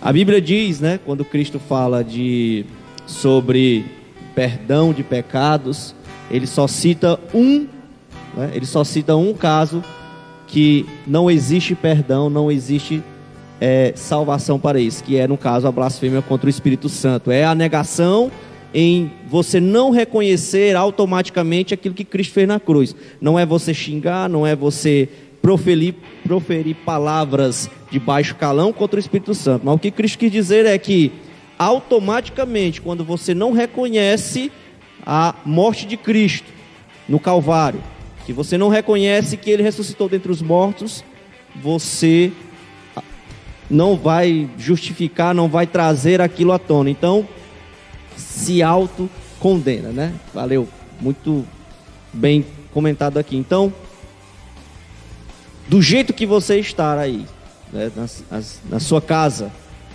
Cristo quer mudar a sua vida, né?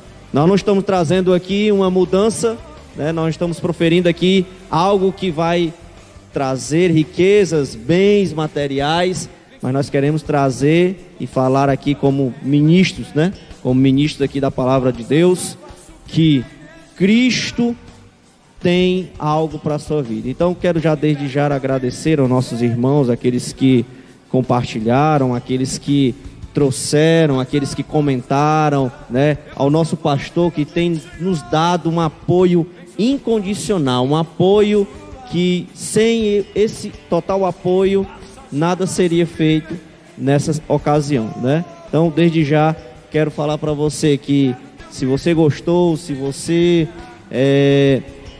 tem se agradado dessas lives, compartilhe, nos ajude, ore pelo pastor da nossa igreja, orem por esses homens, ore pela mídia, ore pelo corpo da igreja, né? E desde já eu quero encerrar minhas palavras aqui, já passando para o nosso reverendo irmão Adonias. Queridos irmãos, eu quero agradecer você que nos acompanhou até aqui. Estamos felizes com tudo que vivenciamos aqui. Aprendemos doutrinas importantes hoje. Você pode rever essa live vai estar disponível no YouTube e também vai estar disponível no podcast da igreja. Você pode acessar através do Spotify. Mantemos a nossa campanha de 1000 inscritos, se inscreva lá. Eu quero encerrar com um versículo bíblico que está na nossa lição, na conclusão, que é 1 de João 3:2, que diz assim: amados, agora somos filhos de Deus, e ainda não é manifesto o que havemos de ser, mas sabemos que, quando Ele se manifestar, seremos semelhante a Ele, porque assim como o veremos. 1 de João 3:2, glória a Deus. Eu quero orar com você, convidar os nossos irmãos a se colocar de pé. Um abraço ao professor Marcos, lá em Barras, no Piauí, professor de teologia. Deus te abençoe. Isso, nós abençoamos e agradecemos a presença dos nossos irmãos. Nos perdoe se tivermos tido alguma falha. Nós temos aí grandes amigos teólogos aí que estavam nos acompanhando. Se você nos percebeu falhando em alguma colocação ou não sendo tão claro, nos ajude através dos comentários. E sabemos que nós vamos fazer mais programas como esse em nome de Jesus. Então a ideia é manter e sempre o trabalho. São bem-vindos, né? Sempre são bem-vindos à para correção. Perguntar, para contribuir. Isso. Raul colaborou demais hoje. O Lucas, sempre o Tomás, né? O pastor Nil nos deu a honra da sua presença. O pastor Josimar, todos aqueles irmãos do Orleans, lá de Santa Luzia. Obrigado, meu amigo. Nós vamos orar. Pai bendito, nós te agradecemos, Senhor, por tudo que nós vivenciamos esta manhã, Senhor Deus. Obrigado, meu Senhor. Nós abençoamos o teu povo que nos assistiu. Nós esperamos, Senhor Deus, e oramos por isso, para que este conhecimento aqui adquirido, Pai, possa ser transformador na vida dos teus filhos, Pai, que possa achar guarida em seus corações, e que a partir, Senhor Deus, do conhecimento de Cristo, a partir do entendimento de quem Cristo é, a nossa igreja, a nossa vida como igreja possa ser renovada. Por isso nós oramos a Ti em nome de Jesus. Amém e amém. E a graça do Senhor, o amor de Deus nosso Pai, as doces consolações do Espírito Santo seja com todo o povo de Deus. Amém e amém. Que Deus nos abençoe. Amém.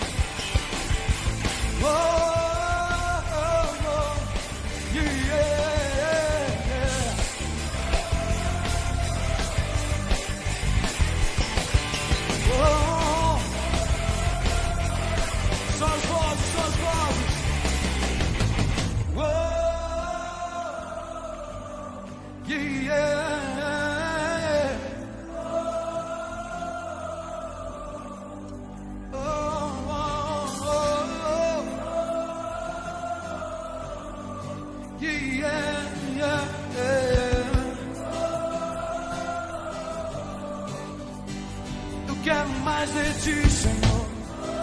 Eu quero mais de ti, Senhor. Eu quero mais de ti, Senhor, e menos de mim. Quero mais de ti, Senhor. Quero mais de ti, Senhor. Quero mais de ti, Senhor. Quero mais de ti, Senhor. Mais de ti, Senhor. Quero mais de ti, Senhor, e menos de mim. Mais de ti, Senhor. Quero mais de ti, Senhor, e menos, menos, menos, menos, menos.